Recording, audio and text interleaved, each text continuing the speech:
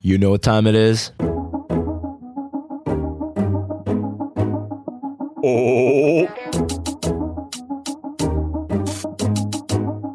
Maim's birthday time. Oh, baby. Oh, yeah. I'm the motherfucking god. I'm the motherfucking god of Maim time, mate.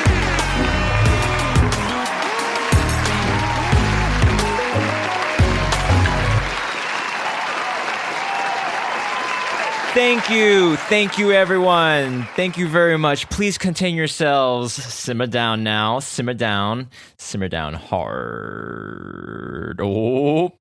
Thank you so much for coming to my grand, luxurious, Gatsby-esque, ostentatious birthday party. This glorious, fine July 4 in the year of our Lord, 2021. Not only is it my birthday, I think, what else is it? Oh yeah, Merca. It's Merca's birthday.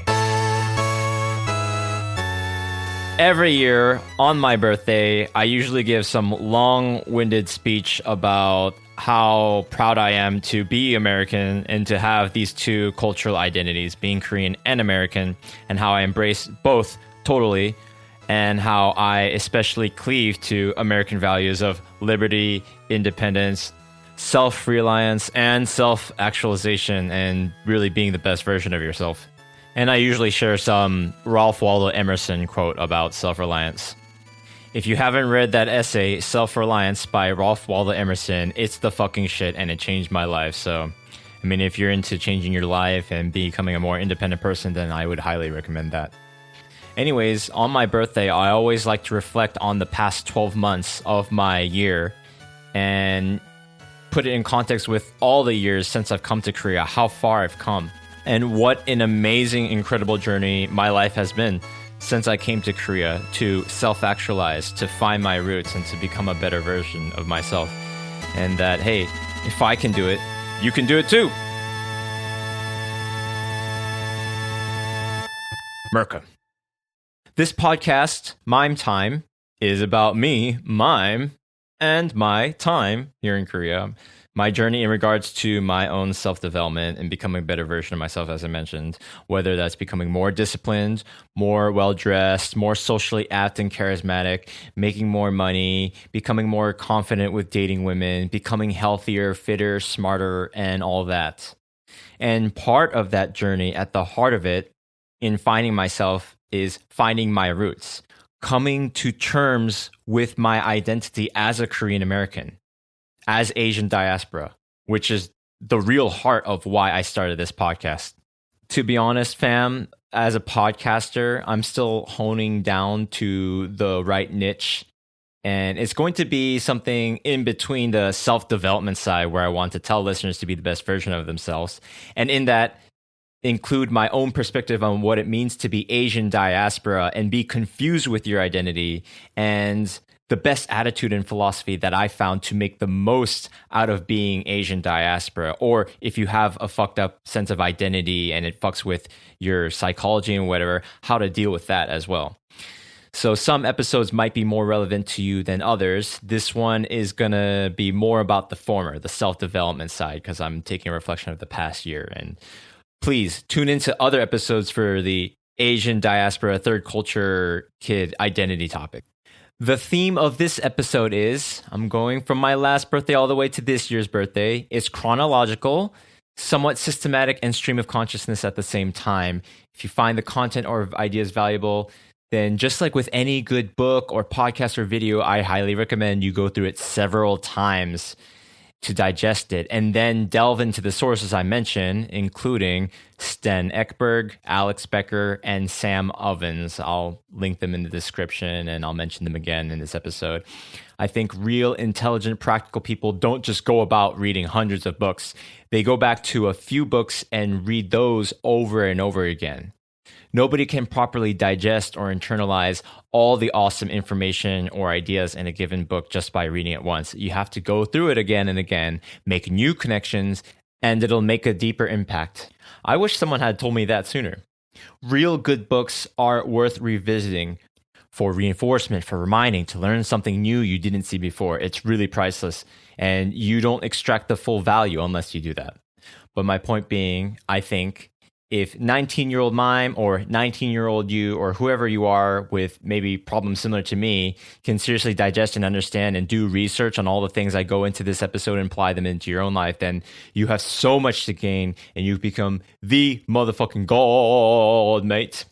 And before I start going into the past year, before I start really getting into this episode, if you enjoy the content and you haven't subscribed already, please do. And please contact me, leave me some kind of message if you got something out of it on Twitter or Instagram, or email me at maim@maimtim.com. I'd really appreciate it. Or if you can't be asked to do that, then share it with a friend, please. I'm not asking for any birthday presents from anyone. If it pleases you, please just give this a listen in your full attention. And if you really enjoy it, please share it with a friend. That's what I asked for my birthday. Thanks. So on July 4 last year, 2020, I broke a 4-month period of sobriety. That weekend, I'm not going to lie, I went hard on the drinking. I think my body was in shock from the alcohol for several days after. I had an amazing birthday month, to be honest. Between going to Boom Bar, the hip hop club I used to promote at, and spending time at my favorite bar in the hood, Coley, and just meeting all my friends and just enjoying life, I really had an amazing time. Had a good birthday party too. It wasn't as lit as the previous year I'd been, since so many people couldn't come out due to Corona, but I was really grateful and fortunate that people came out as they did. So, what are the benefits of not drinking for a few months? If you haven't, please check out episode number 13, Why I Stopped Drinking for 195 Days, with a cheeky asterisk at the end, because it wasn't 195 days in a row. I talk about all the benefits from my perspective. Of course, anyone can just look up the benefits, and one of them, of course, is weight loss. So let me just be honest. I lost a decent amount of weight, but then after my birthday, I let myself the fuck go in the coming weeks and months and gained a lot of the weight I had lost over those 4 months. I've said it before, I love drinking. Ever since I moved to Korea, I drank my fair share of alcohol almost every week. Then being a club promoter / event marketer for several years, it got more intense. I wanted to take a break. I wanted to prove to myself that I could do it, that I didn't need it, that I had the discipline. Also, you just get tired of it. After all, your brain gets used to anything. If you don't drink much, you can get drunk off a glass of beer too. If you drink a lot, 1 or 2 drinks might do nothing for you. You might need to drink more to even get a buzz. I mean, look, if you drink, you get this already. But I approach it from a hedonist, utilitarian point of view. I thought, I'm getting diminishing returns from the experience of drinking regularly. I don't enjoy it as much, so I should take a break. And I should use that energy I gained back from not drinking to do something more beneficial to me, like waking up earlier, working out, meditating, working on the podcast, saving money, etc. So that when I do drink, it's more special. It's something I earned and I enjoy it more. Also, if you're going to drink alcohol, a substance that generally is not good for your body, nor is it something that you need in order to enjoy a happy, fulfilling life, what sort of emotional or physiological state do you want to drink in? What state or what space do you want to be coming from? What kind of person do you want to be when you enjoy this thing? This is how I frame it, in addition to how I look at junk food or food that's not too healthy for you. Let's say there are 2 types of people. One is an overweight slob degenerate who hates his life and is seeking escape in fast food, ramen, and beer and liquor. He's got pizza stains on his old dirty shirt, a huge beer belly, in poor health, and living paycheck to paycheck or even broke. Does he even really enjoy those things that he puts into his body, when deep down inside he knows these things are not good for him and that they're fucking up his life? Now, imagine a person who's fit and takes good care of him or herself.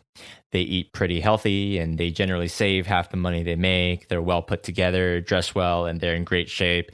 Maybe once in a while they eat McDonald's or some ramen or some processed BS from the convenience store. Maybe they enjoy tteokbokki or some greasy Chinese food or pizza or fried chicken. Oh, baby, yes, someone please put that sweet, sweet fried chicken all up in my mouth. Oh, yeah. Oh, where was I? Oh, yeah. And this healthy do well person will go to a bar and take a shot of tequila or nurse a glass of whiskey or maybe even go crazy once in a while.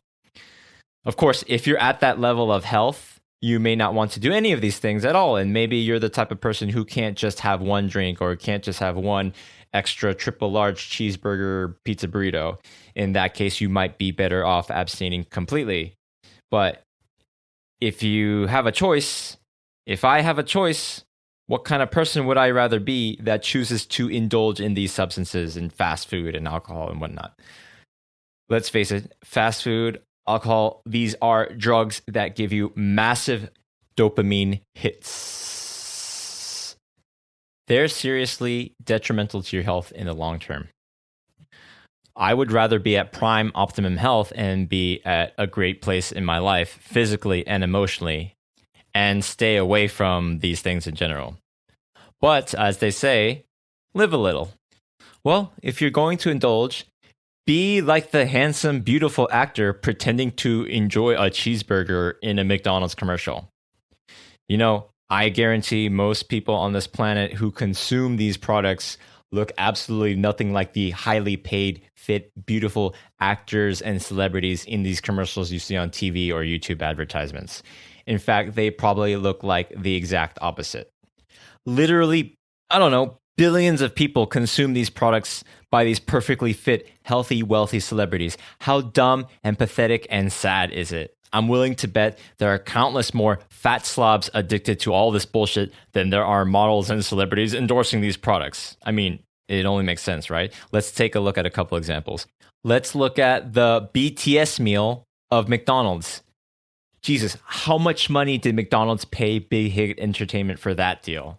Imagine the revenue McDonald's is pulling in from the BTS meal alone.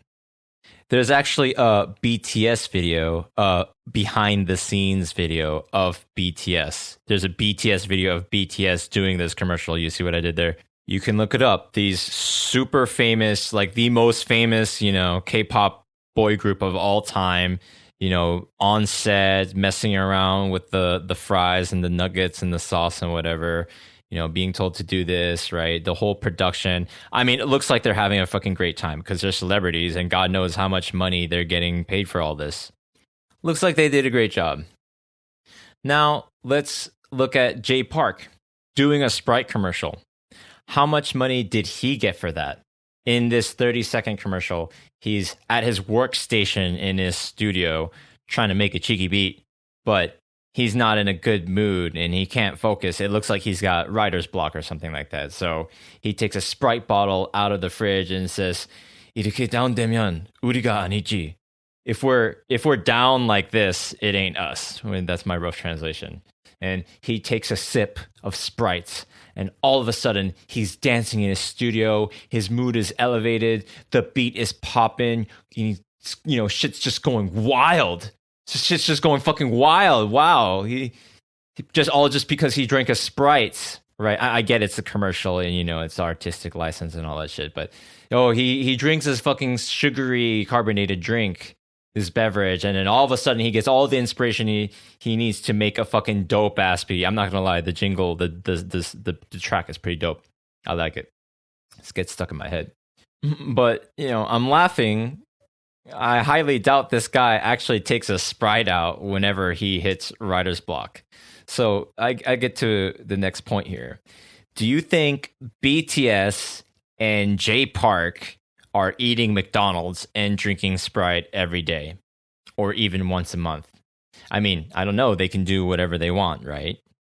But these motherfuckers are eating high-class luxury food, the healthiest and tastiest dishes and, I don't know, alcohol the world can offer. Or they're on a very strict diet because being an idol requires a ton of discipline and not drinking it at all. It's something like that. They're not putting this shit in their bodies.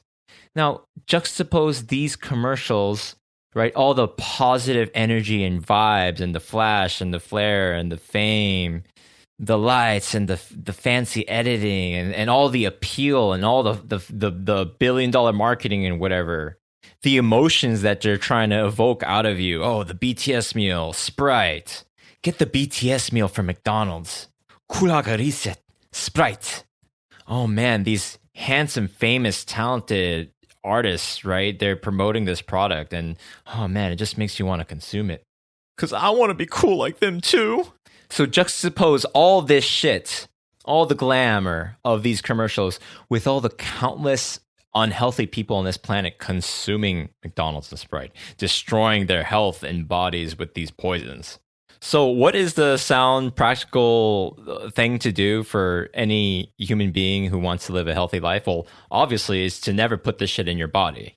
And the average intelligent person is going to say something like, oh, McDonald's, Coca-Cola, which owns Sprite. What terrible, unethical, $1 billion corporations they be, spending billions of dollars into marketing and selling harmful products, basically drugs, at the expense of the health of humanity. And I would not disagree there. But I kind of like to trick my brain and reframe it in another way. I say, you know what? Fucking buy into the marketing. As in, be like BTS. Be like Jay Park. Not saying you have to be a celebrity or actor. What I mean is be in a great state of life and indulge in these things once in a while, and then you'll really enjoy it. Because for all we know, Jay Park and BTS do maybe indulge in once in a while. So that's the state of mind I'm coming from. In a crass way of putting it, don't be a fucking loser giving into your impulses and easy dopamine hits, eating this shit all the time. If you're going to enjoy these easy dopamine hits, first turn yourself into a fucking winner and stay away from these things until you reach your dream self and you reach the shape that you want to be in. Then indulge sparingly if you so choose, so your life feels like a fucking commercial, huh? You see what I mean? So just to reiterate, McDonald's, Coca-Cola, Sprite, all this sugar processed bullshit, this stuff is poison destroying humanity. You should stay away from it. But if you do want to enjoy, do it once in a while. And then maybe you'll realize you never wanted it at all. Anyways, sorry I went on a cheeky tangent rant. My point being is, while I abstained from drinking from this hedonist point of view, what I failed to do properly is ease back into drinking. Don't do what I do, which is abstain from drinking for a while and then go nuts, and then your health suffers and you gain all your weight back. Don't do that. Yes, I want to indulge, I want to enjoy, but it shouldn't be so extreme. You shouldn't do these extreme pendulum swings like I have. That's what I'm learning. So since then, I went on a couple more 30-day sobriety periods after July, and I'm going to keep doing these, perhaps for longer periods as time goes on. If you've been drinking for a while, maybe you're a little out of shape, you're not getting good sleep, then maybe it's time to take a break for you so you can enjoy alcohol later. And well, I mean, this isn't advice; it's just an idea, and I'm not a health professional. I'm just sharing what's worked for me to a degree. Okay, next, I'm going to switch gears and talk about some career stuff, applying for jobs and whatnot, and some things that I'm still learning. In August, I applied for a 6-month paid internship at a well-known, reputable blockchain company here in Korea. All my crypto friends know that company, and I actually know one of the founders. There were several positions. One was for business development. I really wanted this position, but I didn't even make it past the first round to get called in for an interview. The important thing is that I applied. You missed 100% of the bats you don't swing and all that. Another thing I should mention, in 2020, I also applied to be the podcast producer for James Clear. He's the author of Atomic Habits, an awesome book I highly recommend. James Clear is the man. However, competition was fierce. And just like with that blockchain company internship position, there were way more qualified, experienced, and capable people who applied. Again, it's important that I tried, and I learned a lot out of the whole application process. Big shout out to my buddy Jay for helping me with the application submission process and all that. Okay, so I mentioned 6 month paid internship position, podcast producer position for James Clear. Then later, a friend of mine came to me and asked if I'd be interested in working as a market copywriter at another big cryptocurrency related company with their office in Gangnam. It's a pretty big company. I met with the founders and they explained what their problem was, and I saw what they needed and I gave some feedback. This was in the fall, and at the time I had other prior commitments. Like I was supposed to start working as a manager for models at a top model agency company on top of my normal work and doing this podcast. And I didn't want to spread myself thin. Working at a blockchain company like that seemed like a really cool opportunity, but honestly, I just didn't know if I was cut out for the job. I thought it was a really cool opportunity and I would like to do it, but deep down inside, I was afraid that I wouldn't meet the standard. So I gave them what feedback I could, and then I referred someone else. I introduced a really good friend of mine who actually has a lot of credentials and experience doing crypto journalism, who I thought would be a perfect fit for the solution and the position that they were trying to fill. I introduced him and they hired him right away. Now, you probably don't give a fuck about the fact that I tried to apply for some jobs and shit like that. But the important thing I want to share here is that I was holding myself back in all these opportunities. Yes, perhaps I did the better thing introducing a more qualified friend fitted to the position that the last company I mentioned was looking for. And yes, there probably were many qualified people and blah, blah, blah for the other positions that I mentioned. But even me being so concerned with that reveals like my mindset. I'm holding myself back because I don't think I'm good enough. When it comes to applying for an internship or a job position, one of the worst things you can do is hold yourself back and self-sabotage. This is something I heard from a couple of people close to me. Maim, you're holding yourself back. Don't hold yourself back. You can do this stuff, whatever it is. I know you can be good at whatever it is you do. Just sell these people on you. Your job is to market yourself. The job of operations, doing the job, is up to future you after you get the job. Don't sell yourself short. One of these friends told me, Maim, I'm working full time at this blockchain company and I don't know anything about blockchain, but I knew I could get the job and I got the job because I showed them that I was all in and that I was committed and that I can learn whatever it is I need to do and that I can get the job done. You know way more about blockchain than I do. Don't sell yourself short. So this is fucking huge. You know, self-sabotage, it comes out subconsciously in body language, in a job application, in your tone, in your attitude. Like, are you all in or not, or are you not? I guess that goes for anything in life, and especially for job or internship applications. So I hope you learned something from that. I don't want to be like that anymore. I don't want to be a bitch who holds myself back. I don't want to self-sabotage. It sucks. So that's another lesson that I'm still learning. Okay, next topic. In this year, maybe one of the biggest things that has happened to me is that around Chuseok, the Korean Thanksgiving, my mom came to Korea from the States and we spent so much time together. Really, my mom deserves her own episode, like several episodes, and all the stuff that we talk about. I need to talk about this with you guys in future episodes. We talked so much about family, our past, about my late father, how hard it was for our family in the past, how we can learn to be better, how to communicate to each other better. I'm able to talk to her, and I feel like she actually listens to me, which is huge because I didn't feel that when I was a kid. I couldn't even speak Korean when I was a kid. The relationship between my mom and I has never been better. I love this woman so much.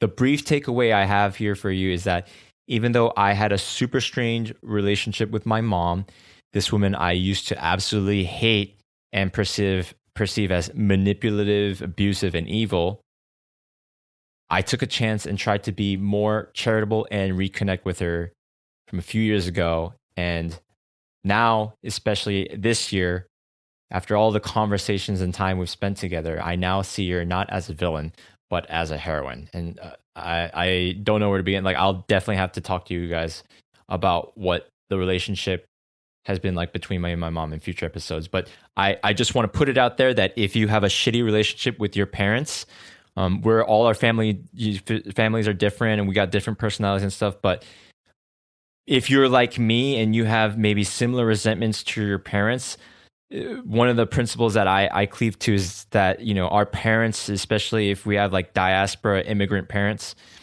that, you know, they did the best that they could given with what they knew. And if they're abusive to you in any way, or they did fucked up shit to you, or they were negligent, you know, most likely their parents treated them even worse. So if you look at the bigger context of family and history, I like to think that as generations go by, the successive generations, they get better and they become better people. So even though my mom or my dad might not have been the best people that I could perceive at the time, because I just knew like my problems in context with them, but only later as an adult could I grow up and then hear the stories and understand the mental state and the trauma that my parents both experienced growing up in Korea as kids and so on. And that they were actually probably much better human beings than their parents, and they were doing the best that they can. And in spite of all their flaws and the you know, the negligence or shitty things, whatever that they did to my brothers or to me or to other people, they were actually trying their best, and they were trying to do something better, trying to live better lives than their parents did. So I know that's a lot to take in. That's why I need to talk about it in other episodes. But I just want to put that out. In the past 12 months, that's been one of the greatest things that happened this year, is that I got to get closer with my mom and tell her that I understand what she went through, and I accept her and I forgive her, and that I love her, and that, you know, she can say these things to me too. And so if it can happen to me, then maybe there's a chance that's worthwhile to explore for you, whether you're Asian diaspora or not, or a third culture kid with like this, you know, immigration age cultural gap barrier thing. Maybe you can figure it out too, or at least maybe you can at least try to understand yourself and your family's context better and the historical context, so then you can come at peace with these things, and then you can become a better version of yourself. Okay, so we talked about alcohol and not holding yourself back when it comes to applying for shit. And I talked about like my mom and family just very briefly just now. And now I want to talk about how I moved from one place to another. In October, I moved from one apartment to another from Gyeongnidan to Itaewon. And I had a huge dope housewarming party, as I've mentioned in past episodes, I think. And maybe some of you who are listening were there. My mom was there too. It was like out of a movie. It was so much fun. This was before the 4-person Corona restriction limit and all that. So I had a bunch of people over. It was like 40 to 50 people.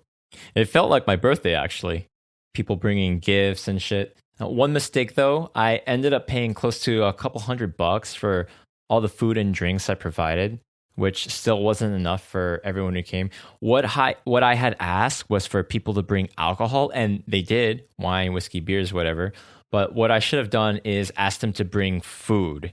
You know, I didn't have to have that burden on myself.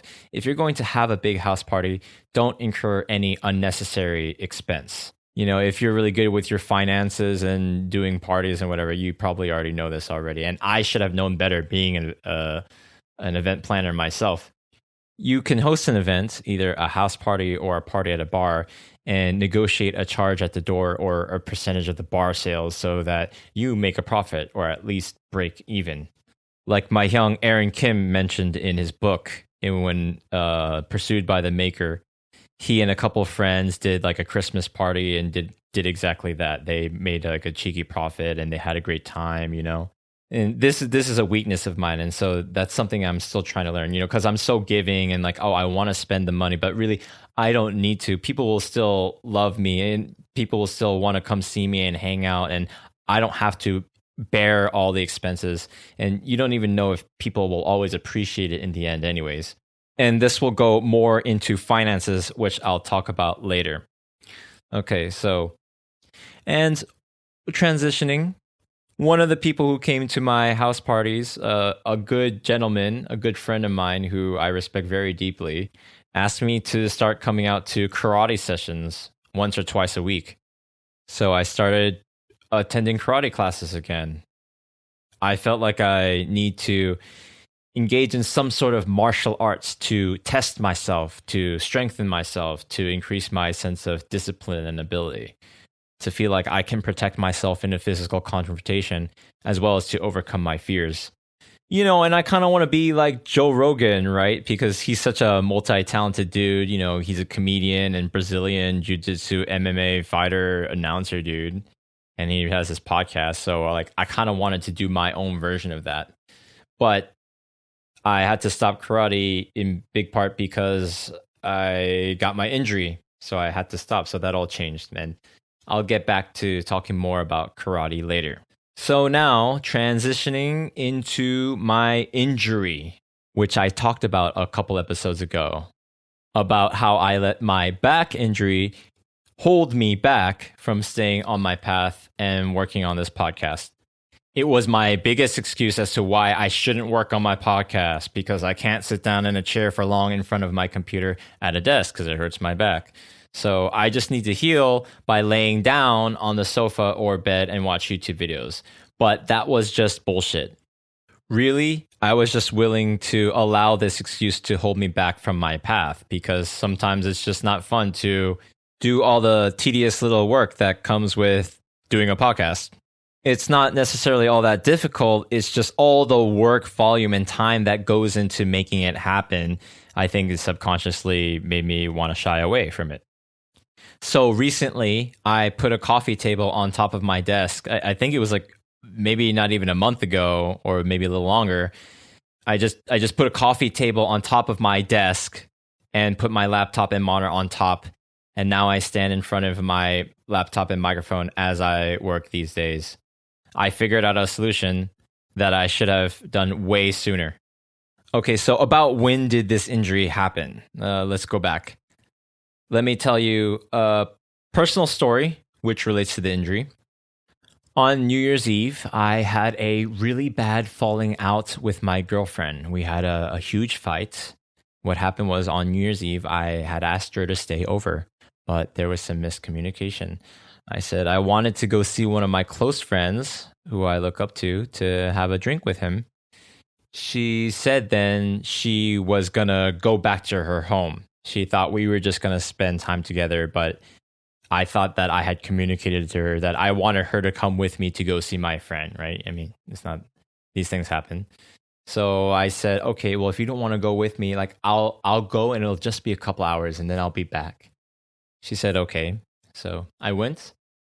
And when I went to my friend's place, with my girlfriend staying at my place in my bedroom, I went to my friend's place and there was another friend. So there were three of us.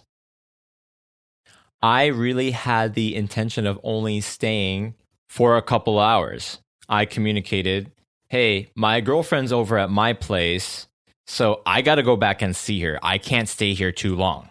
I thought I made that clear to my friend. So an hour or two passed, we're drinking, and I said, okay, I got to go now. And he was like, come on, just one more bottle. Do you really need to go? One more shot. Come on, you don't really have to go. I said, okay, I really need to go, but he really insisted. And so we kept drinking. I said, I got to go. He said, okay, we're going to go to the store real quick and come back. So I said, okay. And I passed out on his bed from drinking. So I'm not trying to bore you with all the details, but 2 hours had turned to 4 or 5. By the time I went back home, my girlfriend was gone. And I checked my phone. She texted me saying she left to go back to her home. I don't remember what she texted me, but she was really pissed. She was really angry.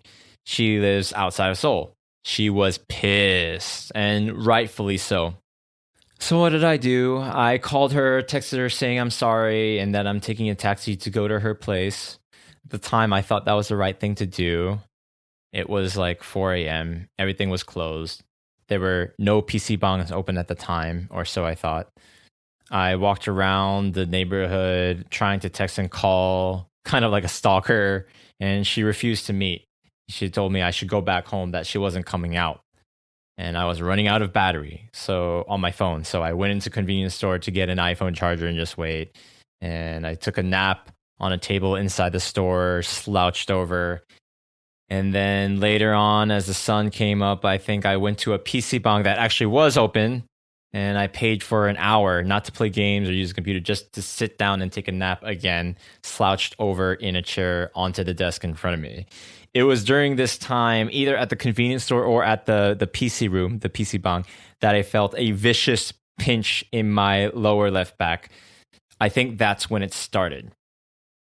So what's the lesson of the story here? First, obviously, don't be sleeping in chairs slouched forward. It's really bad for your back. Sleep on a proper bed with proper posture to avoid strain in different parts of the body and for higher quality sleep. And in general, in life, have really good posture. Stand up straight. Be careful about repetitive stress at different points of your body, or slouching at the desk, or rounding out your back. Be careful when you work out, when you sit in chairs or in the tables. This is part of overall health. I think years of pushing myself at the gym and living a really active lifestyle and not caring too much about, just the way that I walk or I run or work, or, doing my best to have proper posture in the gym, but maybe not ever quite getting it right consistently. And, nights out drinking and, slouching on a chair in my commute and passing out on a chair in a not good position. I think all of these things culminated in this back injury, which is more like lower spine and left leg sciatica shit. Okay, so that's the first lesson. Don't slouch over and sleep in a chair at a desk. Okay, and the second, the more important thing for one's personal life is to enforce your boundaries. When you have to leave. This is very similar to the same problem that I mentioned earlier about holding yourself back, like not thinking that you're good enough or something like that, like not insisting on yourself. I feel like the principle is the same, that I'm not enforcing my boundaries. I'm not insisting in myself when I should. I should have left when I said I was going to leave. My girlfriend got very upset because I didn't keep my word and I stayed at my friend's house drinking way longer than I intended to. This reveals one of my biggest character flaws. I'm a nice guy who wants to please everyone and offend no one. I should have told my friend, hey, I gotta go back or she's gonna get really mad, or not even say anything and just left when he went to the bathroom. I should have done like a French exit, just like, when you're at a party and you just leave without saying goodbye to everyone because it's a hassle, or you'll just never end up leaving. I should have fucking done that. But because I didn't, the price I paid was that I got in a really huge fight with my girlfriend, and she's not in the wrong. This was my fault as a boyfriend, as a lover, as a man. I didn't stick to my word. And my friend, who I love very dearly, kept insisting, come on, stay for one more. And I later had a talk with him saying, bro, you're supposed to have my back. You're supposed to have my interest in mind, look out for me, and not just selfishly keep me to drink when I told you multiple times I need to go home. Why couldn't you just let me know? I'm a nice guy, and it's hard for me to say no and enforce my boundaries. But this is the thing. Ultimately, it's my responsibility to leave when I say that I need to leave. He wasn't physically holding me back, just emotionally pressuring me a bit, perhaps. This is someone I look up to, someone I trust, someone I don't want to say no to. But in this case, I should have said no and just left when I needed to. I should have had more fucking spine. My girlfriend and I almost broke up over this because of something that's really minor or something that was avoidable. Just leave. Keep your time commitment in this kind of situation.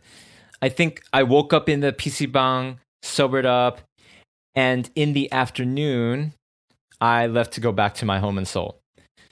I mean, my friend and I and my girlfriend and I, we're all good now. We apologize to each other and whatnot, and we're all cool. But the lesson of the story here, kids, is if I had more of a fucking spine, I wouldn't have hurt my spine. You see what I did there? You see, and then with the stuff I do about the back, holding myself back. And if I had more of a fucking spine, I wouldn't have hurt my spine. I wouldn't be having this injury that I have now. This injury that's been plaguing me for like 6 months. Actually, the pain in January, it went away for a couple of weeks after getting some treatment and therapy. But then in February, when I went to the gym and worked out, and then the next night sat down on the floor in my bedroom, I hurt myself in that same spot, and it hasn't been the same since. Now, maybe enforcing my boundaries and then having this personal injury, maybe these things aren't really correlated. You know, I had a fight with my girlfriend. That doesn't mean I needed to get a taxi at like 4 a.m. or whatever, and then, you know, sit down I mean, that was my decision. You know what I mean? That was my decision to put myself there and, you know, trying to wait for her to come out of her home or whatever. You know what I mean? Like, maybe I should have, oh, she's fucking pissed at me. Well, you know, I'm just going to give her space and not chase after her. But I thought chasing after her was the right thing to do. So maybe that's a moral there. Maybe the moral is like, don't chase someone when you get in a bad fight. Maybe this is something I need to explore for myself some more. Like, when you get in a fight with someone, do you just give them the space, or do you pursue them and try to reconcile it, you know, sooner? Maybe I should have just backed away and just been like, oh, fuck it. I feel bad, but like, I'll just call her the next day or something. But at the time, I thought I needed to chase her to show that like I'm really sorry. That's how I felt at the time. So maybe that's another story, or another lesson. But maybe these things aren't correlated. But again, I have to emphasize, I in the end, it's my fault. It's my responsibility. I shouldn't have stayed as long as I did at my friend's place. I should have enforced my boundaries, and then I wouldn't have been put in that situation where I got this injury. My situation in life, everything around me, is all due to the actions that brought me here. I was reckless. I was spineless. I didn't know how to enforce my boundaries. I hold myself back in life. This is one of my biggest problems. I didn't know how to respect and properly take care of my body over the years as well. I'm still learning. And perhaps all the abuse and poor posture over, I don't know, maybe since my childhood going into my 20s, it's finally caught up to me, and like, I'm getting older. And I should have taken care of myself better. And in the end, taking care of myself and my body and having good posture and all that stuff, this is all my responsibility as a person to make sure to understand what's going on with my body and to take care of myself for preventative as well as curative measures.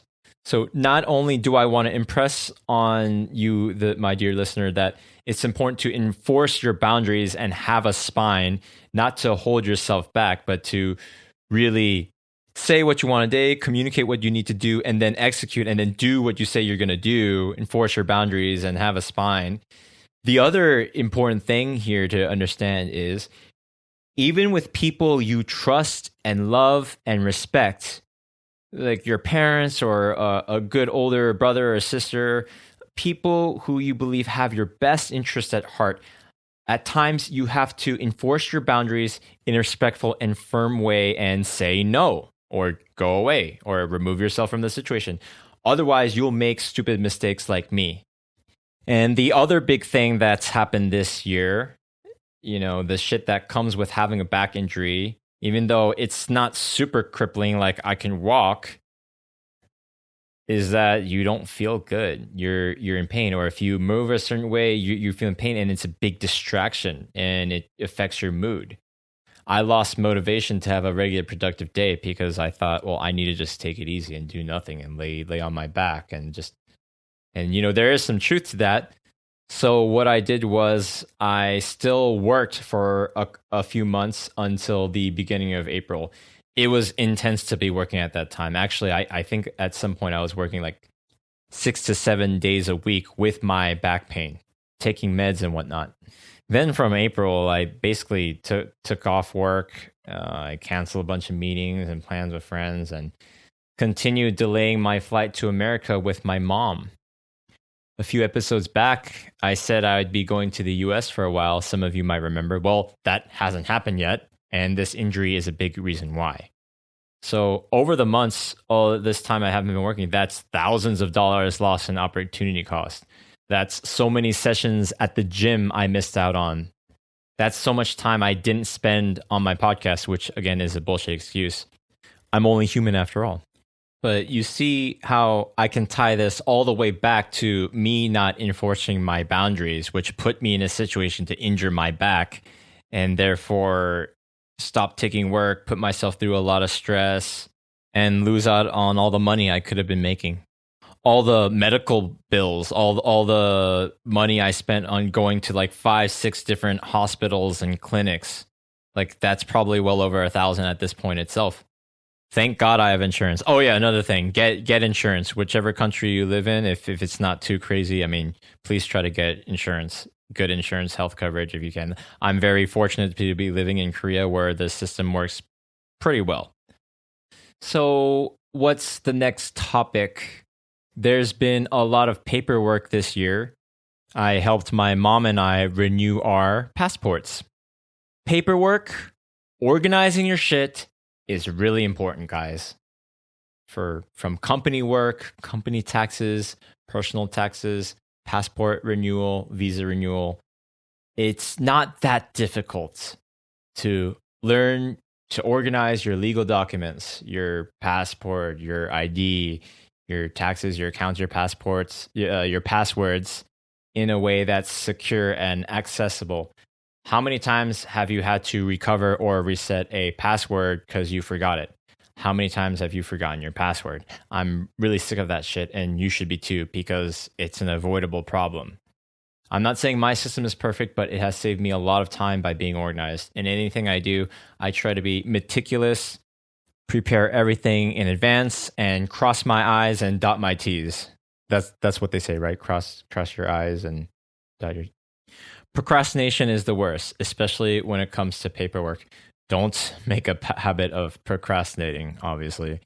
Do make a habit of being proactive.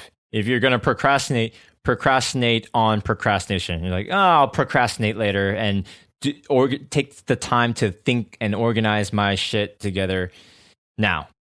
Have a consistent system of preparing and submitting documents and applications in advance and all your information, together. Pay attention to details. One little mistake, one little misinterpretation of a contract, or one little assumption could cost you a lot of time and money. Don't be reckless. Be careful.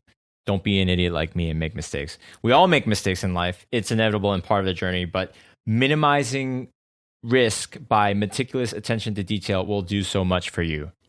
Now, this goes into the bigger topic of organization, not just with paperwork and information, but just organize everything in your life.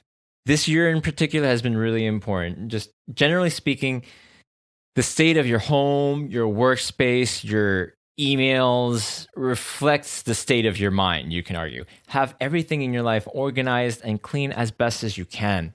Have an organized and clean home, an organized and clean room, down to your drawers and into your computer files and folders. Make a habit of vacuuming once a week. Don't leave clothes laying around. Find places to hang your shirts and fold your neatly folded clothes in and whatnot. A coat tree or a separate small drawer where you keep your recently worn jacket or clothes that you don't quite want to put in the laundry basket right away, but at the same time don't want to put back in the closet, will prevent you from just leaving clothes out around in random places because, I'm going to wear that in a little bit, so I don't want to put that back in the closet. Of course, you can learn all this stuff online. And this is a big part of, Jordan Peterson's whole philosophy of cleaning your room, like the basic stuff, clean your room, which you can extrapolate to be organized with your life. Having a clean and organized home will help you clean and organize your mind.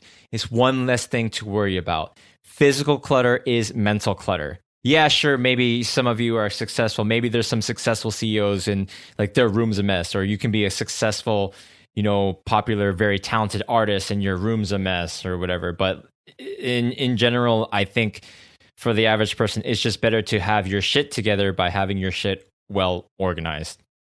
In addition, these days, I'm seeing a lot more value in being minimalist and throwing away and selling shit that I don't need.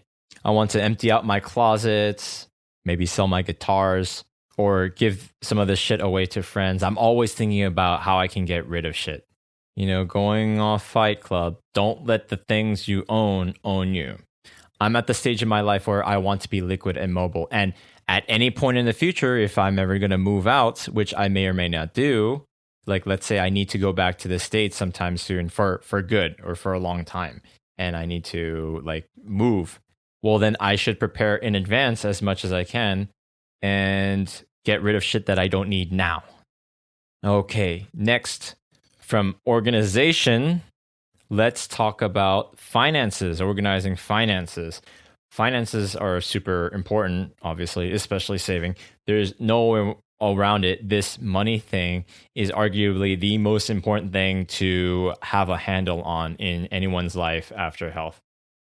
It's essential to having more freedom and less stress in my life to make sure like I understand these principles well. And one of these principles is living below your means. Live way below your means if you can, for the love of God. Be fucking resourceful. When you lack resources, that's when you really have to learn how to be resourceful. But even before then, just be resourceful. I'm totally guilty of living above my means over the years. As I've said in another episode of the lessons Corona taught me when my income was cut in half last year, I was thousands of dollars in credit card debt and had to borrow money. I owed money to a few friends and it's all paid back now, but I never want to be in a position where I owe someone else money in my life again. Unless you're trying to build up your credit score or you have a loan with really cheap interest rates that it's basically cheap money or free money, unless you're somehow getting like a $100,000 business loan from a bank with 0% interest for the first 2 years and you know you can pay that shit back in a year. Being in debt sucks. It doesn't make sense. Don't fucking do it. Just don't fucking do it, man. But if you're going to borrow money, especially from a friend for any reason, then you pay that person back as soon as you fucking can for your conscience. That shit should keep you up at night. Don't be a shitty person or a shitty friend, because then they gotta think about you owing them money, and it's not cool if they have to chase after you. And if they don't know when you're gonna pay them back, then they have to stress out over it. And that's one more thing they have to worry about in their lives. That's one more thing adding stress to their lives and to your life. Let them know when you plan to pay them back. And if anything changes, be the one to contact them first and be upfront about it to show your transparency. That was good advice I received years ago.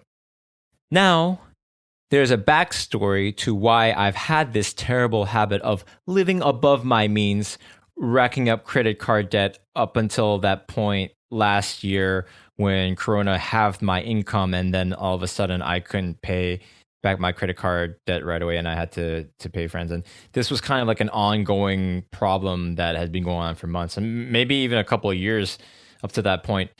The thing is, it's not like I haven't saved money before years ago. Let's talk about investments. Back in 2017, I had bought some land for a sizable amount of cash in Pyeongtaek. There's been quite a real estate boom in recent years with the relocation of the U.S. military base here in Yongsan district. There's Yongsan base, Yongsan garrison, and this is the district where Itaewon is, so it's very close by. And it's been around forever.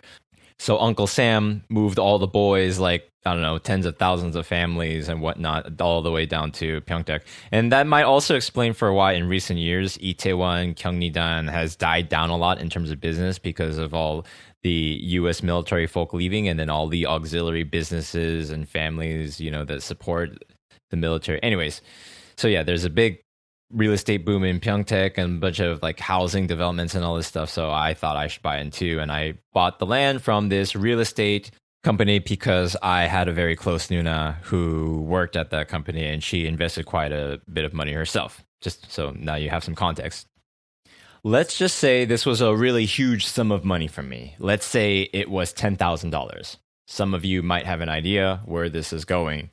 I don't want to get too much into it because there's a lot to talk about, but I thought I was going to get returns on this investment with the principal in 2 years or so. So about 2019 or 2020, I thought I would be getting my money back. That didn't happen. The development plans around that land I bought didn't happen because of reasons. The developers pulled out, or there were protests about that part of Pyeongtaek becoming Chinatown because there was a bunch of Chinese investment coming in. I don't know. 2019 passed, 2020 passed. I wanted my money back. And earlier this year, with the help of some people who looked into real estate prices, they say I paid way too much for that land. Fraud happens all the fucking time in Asia and in Korea. Either the real estate broker that sold me the land was severely incompetent and they didn't know what they were doing, or maybe it was really just dumb bad luck that it turned out this way, or they ripped me off big time. There's no real recourse. I can't go sue these guys for whatever reason. There's really no evidence, blah, blah, blah, blah, blah. I just have to hold the land and hope that the market goes anywhere near what I bought it for in the future. Now, there's more to this story because actually the government sent me they sent me mail saying, hey, it's eminent domain time. We're going to come take your land, and this is the compensation that you're going to get for the land. And at first, I thought it was just going to be like a tenth of what I paid for. So imagine like you paid $10,000 and the government's going to come and take it and they're going to pay you $1,000. That's what I thought it was initially because like the mail was hard to interpret. I mean, even my Korean hyungs who looked at the paper, like they couldn't read it properly because I had to go down to the countryside, down to the headquarters of the government corporation that was taking the land in order to understand that actually, no, they're not taking all of my land. They're taking a fifth of the land.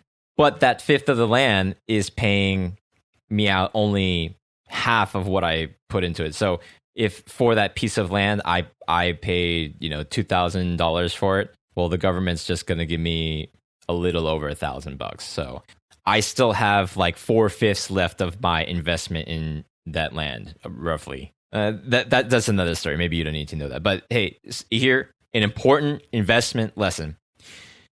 Don't invest into something you don't really know. And don't get into some investment just because you really trust someone.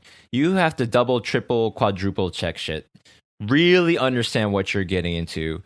Do due diligence and check in with people you trust who are smarter and experienced investors who have seen lots of shit, who are very profitable and have lots of assets and shit like that. Maybe ask those people first. There's a sucker born every minute, and I was one of them. Don't be like me in 2017 thinking that everything just makes sense and it's going to work out like that. I was naive. Don't be naive like me. Ask different, smarter people what they're going on. Because even when I was 25 and getting into the investment, some people had told me to be careful about land stuff, land investments like this. But I just didn't know how to listen. Listen to people like that and then explore that more. Don't be complacent. Just oh no, well, like my close friend or Nuna is into this and she's invested a lot, so I should get into it too. Look around. Be very careful with this shit because it's your life. It's your money. So don't take investment advice from me. That's just the important lesson that I have to share about investments. Now let's talk about saving. From 2017 up until 2020, I had this asset that I was expecting to get a return on in the foreseeable future. I kept telling myself, hey, I'm doing okay. I can afford to go out and splurge on meals and drinks with friends and dates. I'm making decent money month to month. I can buy plane tickets and go on vacation to other countries. And so what if I rack up a couple, $1,000 in credit card debt doing this and that? This investment's going to pay off, so I don't need to worry. I can afford to indulge. But as I told you, the investment didn't pay off. It may never pay off. It's not liquid. It's not something I can just sell right away. No one's going to buy it. I can't find anyone that would buy it right now. It's not liquid. It's a quagmire that I'm stuck in for God knows how long. And I didn't understand that going into it. And that's what I mean. You should really understand these things. Like if you're going to make an investment, how liquid is it? How easy can you pull out?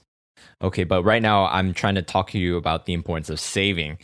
What I should have done as soon as I made that land investment was save up the same amount of money again, save up another 10K, and find something else to invest in, and then save up 20K. I should have been even more frugal after my investment. If I saved up 10K and used it to invest in this land, then I should have saved up another 10K. Yes, I should have invested another 10Ks. I should have invested another 10K into another quagmire investment that I would regret. Remember, kids, keep saving up money even after you buy an investment so you can get scammed again. Jokes aside, the problem I had there was complacency. Complacency will stunt your growth and make you weak and prevent you from getting what you want out of life. And whose fault is it? It's no one's fault but mine. I mean, I'm only human. When those years I was like 26 and 27. I'm young. I want to live my life. I want to go, pay for vacations around the world. I want to go party. I want to eat at nice restaurants and do all this. And I was making good money month to month. Like I never would have expected this Corona thing to happen and that my income would be halved and all that. But that's complacency. I would argue that this lesson on saving after you've made investment and not being complacent, this big key word there, complacent. I can't stress this enough. I would argue that this is even more important than being careful about what you invest in. I mean, they're both pretty much essential. Like, know what to invest in, make the wise choice into what to invest in, be smart about it, and seek the advice of people who are smarter than you. And then don't be complacent once you have even if you have sizable assets, like more than you've ever had in your life. Like, don't be complacent and then go spend money on frivolous things. No, you have to keep saving and you have to keep being disciplined. Now, to my credit, looking back on this experience, I was 25 when I bought that land. And I had the discipline to save up for that. And you know what? That attitude that I had, that, oh, I'm 25, I should invest for my future. That was great. Most people don't do that. People compliment me on that. My trusted friends and mentors, like even though they know that this was a stupid investment that I should never have done, they still give me props that, hey man, you were 25 and you tried to make an investment. Like, that's admirable. And you're still young, which is right. I'm still young. I can save up money like that again and invest again, hopefully into something that's not going to rip me off. It's not the end for me or a setback I couldn't recover from. Not like so many other horror stories I've heard of people losing their life savings to this and that scheme or a trusted friend or business partner. Man, if I had the same discipline though, after making that investment, I could have saved like, 3, 4, 5 times over. I mean, I'm sure this is a common mistake. You make one big investment and you expect returns on it in the foreseeable future, but then you don't. And then in that meantime, you've racked up credit card debt and you've been living above your means, right? And then after that, you don't have anything to show for it. Like, how stupid is that? You should just avoid that and be safe and just be disciplined and keep saving. Okay, I hope you get the point. I realize, especially after countless conversations with my mother on finance, the importance of saving money. She says awesome things. With money, you need to set a definite goal of how much you save, whether it's $100, $1,000, or $10,000. Money is like water that you save, drop by drop, $1 here, $1 there, until you fill that bucket. Then you do it again. So if you save that $1,000, then you save another $1,000, and then all of a sudden you have $2,000, and then you try to save $2,000, and then you have again, and then you have $4,000, and so on. But if you lose your discipline, you can spill that bucket over really easy with some big purchases. A lot of rich people just live below their means. The millionaire next door type shit, where the guy just drives an old beater and wears the same old clothes he's had for decades. Not spending money unless you really, really need to. Now, that doesn't mean you need to wear the same old clothes. I mean, I'm happy to wear the same old clothes that I've had for years and it still looks good, or, like good hand-me-downs that, fit my style. I don't need to buy any more clothes. I already have too many clothes and I'm trying to get rid of them. They say $1 saved is $1 earned. Nay, I say to thee, thou hast not earned $1 until thou hast saved $1. Heed this, lest ye be damned hard. If you just let your impulsive behavior order $20 on delivery food or takeout several times a week, multiple times a month, for example, and you go out to bars and clubs and spend, $10, $20, $30 on drinks here and there, or buy bottles of clubs, and you're not saving anything by the end of the month, you're ruled by your impulses. You have no discipline. You have no self-control. You're weak-willed. You make life harder on yourself. You make life more stressful for yourself. Why do you want to make life harder on yourself? That's what I've been doing for years. And now I like to think that I'm really, really turning myself around from that behavior, and I'm never going to do that again. Going out to eat and ordering delivery food and doing this and that instead of learning how to cook and save money like that, that's only okay if let's say if you spend $500 to $1,000 eating out. Well, if you want to save a lot of money while you're doing that, then you better be making, I don't know, 5 to 10 G's. Okay, then maybe you can argue that it's okay and that's within your budget. You learn how to set a fucking budget. That's what I do now. I only go out for very special occasions or order once. No, actually, it's been months since I've ordered takeout food or anything like that. I don't even know. I just cook all the time, which I'll talk more about later about cooking. Another big shift in the attitude towards saving money. There's no point in upgrading my tech and tools if I don't absolutely need to. I mean, anything in general, if you don't absolutely need it, like just try not to buy it because possessions will weigh you down, but especially tech.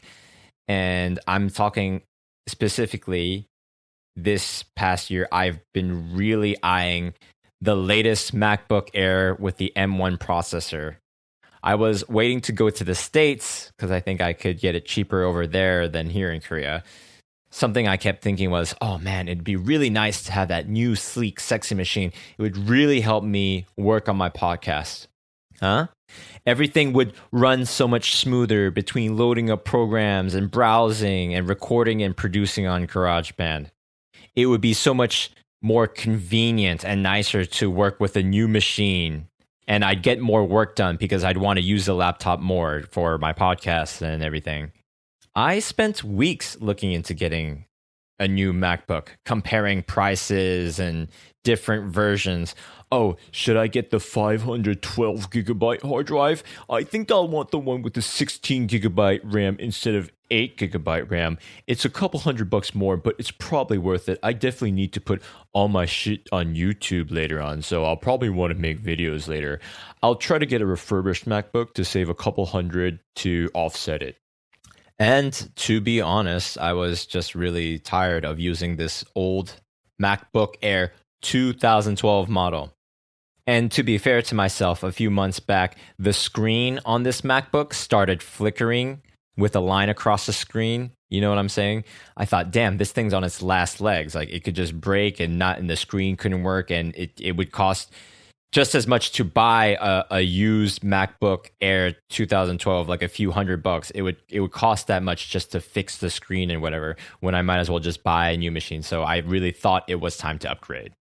Thankfully, now my MacBook is fine. It's still working just fine, and it's not flickering anymore. And you know what? I could afford a new MacBook, and sure, it'd be nice to have one, and it'd make doing my work easier. But going off what I said about finances, saving money, and being resourceful as fuck, I know now for certain, especially since I'm not having a problem with the screen anymore, that I don't need it. I don't need a newer, updated machine. I need a newer, updated attitude and work ethic. Get it? I don't need to upgrade my machine. I need to upgrade my mind. Why do I deserve a proper new machine when I haven't earned it? When I haven't even taken this machine to its full work potential?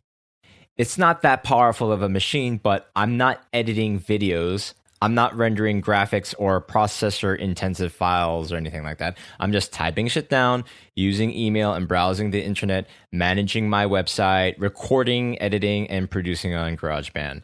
It's really not a lot. And my 256 gigabyte, 4 gigabyte RAM MacBook is more than enough to accomplish all of these tasks, and has been until now. Does the MacBook get slow at times? Yeah. Does it perform as well as I would like it to all the time? No. And does it get hot and get noisy sometimes? Yes. But since last month, since I've started picking up my podcast again, I've been able to get to work on the shit I need to do just fine. Just remove the clutter, background applications, don't have 10 plus tabs of whatever in the background, deal with it. Take better care of the machine I have now, because I really need to make more out of it. Maybe later when I'm really flush with cash, like I can afford a MacBook 20, 30 times over, I'll think about buying that shiny new M1 MacBook Air again, or whatever is better. To take a quote from James Clear, you don't need a better computer to become a writer. You don't need a better guitar to become a musician. You don't need a better camera to become a photographer. What you need is to get to work, motherfucker. He didn't say motherfucker, I just put that at the end there. I got that quote from James Clear's 321 weekly email newsletter. It's the shit. I've been following it for years. I highly recommend that you check it out. I'll put the email sign up referral link in the description. And going further on this, to make a point, I don't need to turn my bedroom into a fancy fucking soundproof studio with mixers and shit to do a podcast. I don't need a $1,000 microphone, or even a $300-$400 microphone, or even a $200 microphone. You really don't need that. You don't need an expensive microphone, or a $2,000 laptop, or shiny new gear. Those are nice, and sure, I can get them someday, but I need to earn those well in advance. And the equipment I have now is perfectly sufficient to execute all my necessary tasks.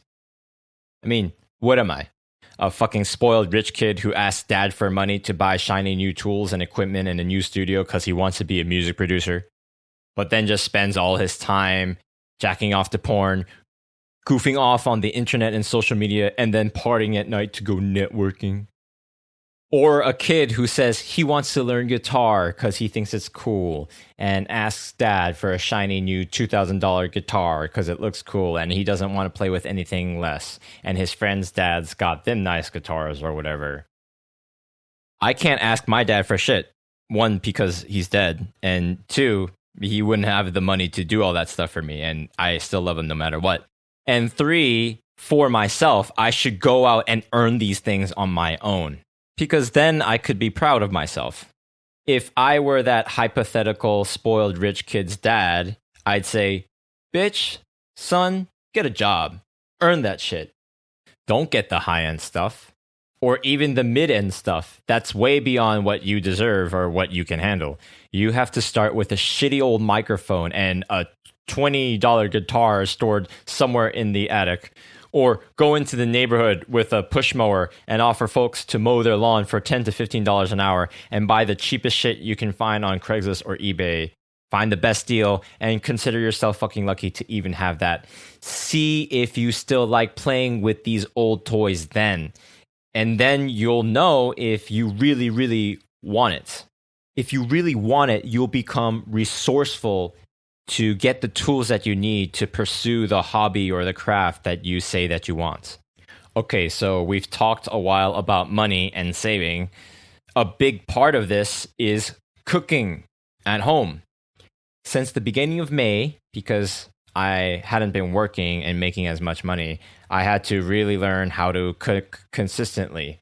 I've cooked with some regularity in the past years, but I mean cooking consistently every day for weeks and months on end without going out. When I do go out and spend money and dine or order takeout, it's really once in a blue moon. I started cooking every day. Cooking is not just cracking eggs on a frying pan and putting it on a plate. It's about feeding yourself, providing for yourself, And that comes with a lot of organization and preparation. First, you have to make money in order to actually buy food. That's another story. Once you have the money, you have to do grocery shopping. Either shop online with coupon like I do, and or go to a couple of different local stores depending on what you want to buy. Have a list of the stuff you want to buy. Don't go shopping on an empty stomach. Find the best deals on the healthiest foods. Again, diet is another story, which I'll get to later. Don't waste time like I've done, just standing and milling about like, oh, where's this item in that thing? Look around, and if you don't find it, ask the clerk for help on what you want to find. Don't waste time in the store. Get what you want. Pay and carry your bags home. Once you get home, you have to take the stuff out of the shopping bags and organize them. Put them away in your cupboards, your refrigerator, your freezer compartments. If you are lazy like me and just have stuff delivered to your home via coupon, then when you receive them in cardboard boxes, take a designated knife and cut the tape off the top as well as the bottom sides of the box so that after you take the products out, you can fold the fucking box right away and put it in recycling. Oh yeah, organize your trash and recyclables in an easy and consistent way. Have fun putting out food waste bags. Here in Korea, we have to put food waste in separate little plastic bags and separate recyclables. We put food waste bags in the freezer so it doesn't smell. At least my flatmates and I do that. See, cooking isn't just cooking. It comes with getting the groceries, unpacking them, cleaning and organizing your kitchens, your sink, your cupboards, your refrigerator and freezer compartments, and doing it all over again. It's a lot of logistics. This goes back to what I said earlier about organization and organizing your life and organizing your home and your kitchen. Man, just washing your dishes. Learn how to wash your dishes efficiently because you're going to do it over and over again. Don't resent it. Take pride in your work. Take pride and gratitude that you are lucky to have dishes to wash, you ungrateful, petty motherfucker. I'm just talking to myself mostly, guys, so take it for what it's worth. Squeeze the soap onto the sponge, lather that shit up, and give a thorough yet quick lather over all the cutlery and dishes until bubble covers mostly everything. If there's oil or some crusty food bits, scrub with a bit more pressure and make sure that shit comes off, or else you don't have clean dishes for next time. Lather up all the things you need to, and then rinse them thoroughly, then quickly. Then neatly organize and stack the wet dishes onto the drying rack with the convex side facing down so that water doesn't stay in the dish and it dries quicker. Okay, so, this is Maim time. Maybe you don't want to hear about this shit or you've already done it already. But for me, this is just, I wish someone had told me these little things 10 years ago, all the things that would have saved me time. Okay, so see all these little, seemingly innocuous or little disconnected things. Please see them as part of the bigger picture of to have a more organized, efficient life, to be a better version of yourself. Like washing dishes, I believe, is actually part of that because it's about responsibility, being a responsible adult, cleaning up after yourself, especially if you live with other people. So cooking is not complicated. Don't make shit complicated. Make it easy for yourself by breaking it down into easy steps. All this stuff just might seem daunting if you didn't have a mentor or a parent to really teach you these things. It's just many, many, many, many small steps that you have to become good at until it becomes second nature. There are just so many steps. You're bound to make mistakes. You'll end up buying too much of one thing, like 2 kilograms of kale, like I did, and then half of it goes bad. You'll end up buying too little of one thing or forget something from the store, and you have to wait till you go next time. You'll get tired of going to the grocery store and dealing with the lines and shit, and then you'll want to reduce your trips to once a week or once every other week or even once a month. You have to be efficient with your time and money. This is personal logistics again. When you get all this shit organized, it makes cooking itself actually easier. It's just ingredients with a bunch of minor steps that if you break down and practice, become second nature, you won't even have to think about it. In fact, you enjoy the process of cooking itself. This is seriously perhaps the most important life skill. I'd say an essential or basic skill that anyone should learn from an early age, especially if you're 20. If I just had a system, more practice, I would have become way more efficient, healthier, and wealthier, and prouder of myself. I would have more confidence in myself that I could cook healthy, delicious meals for myself and other people without spending much money. Since I came to Korea and had to start making a living for myself, if I think about it, I've probably spent in the tens of thousands of dollars on food, as in dining, takeout, delivery, or even just trash junk food from a convenience store. Countless times when I would get a toshirak, a lunchbox, a samgak kimbap, or two, plus a ramen, just junk carbs and processed sugars. I'm not saying all of that was a waste or that I regret splurging here and there on eating out with friends or dates or treating someone to a birthday meal. I mean, this isn't even counting alcohol. That's another story, which I talked about earlier. Just look up how to cook and organize your home online and see what fits in your context. Ask a friend who cooks regularly and has their shit together how they organize their grocery shopping and kitchen pantry and cooking. I'm very fortunate I have a couple relatively organized flatmates who cook all the time too, so I learn from their habits. I've been lucky. Your environment is important, of course. In the past, it's not like I didn't have a kitchen. It's not like I didn't cook at all, but I wasn't consistent. If I had the discipline and know-how to do all these things, man, I'd have so much more money in my bank right now. That's huge. I'd have so much more pride and confidence in my adulting abilities, in myself as a person. I'd enjoy more healthy, affordable meals and eat as much as I want. It's very far from difficult. It just took a bit of time to learn. This ties into what I said earlier about organization and finance, saving money, big time. So I would go out in the past and pay $5 for a kebab here, $10 for a meal there, 30 to 50 bucks for a meal with friends here at a kogijib or something, multiplied by hundreds of times or whatever. Most of that just wasn't necessary. Why did I go to this restaurant and spend $10, $15, $20 on fucking fried rice or a pasta dish when I can make all that fucking shit in my own goddamned home? It tastes better, it's healthier, and I can eat as much as I fucking want. I've been doing this all wrong my whole fucking adult life. I should have really just gotten cooking down, second nature, then invite people over to eat in the comfort of my home. Sure, dishes are a pain, and when you go out, you pay so that you don't have to do dishes too, and yeah, it saves you time. So if you make enough money and you live below your means, then yeah, you can do that. But it's way cheaper than eating out. That $20 to $30 I spent splitting a meal with several other friends at a kogijib or whatever at a meat house, I could have just spent that money on ingredients and fed all of us at my home. Don't get me wrong.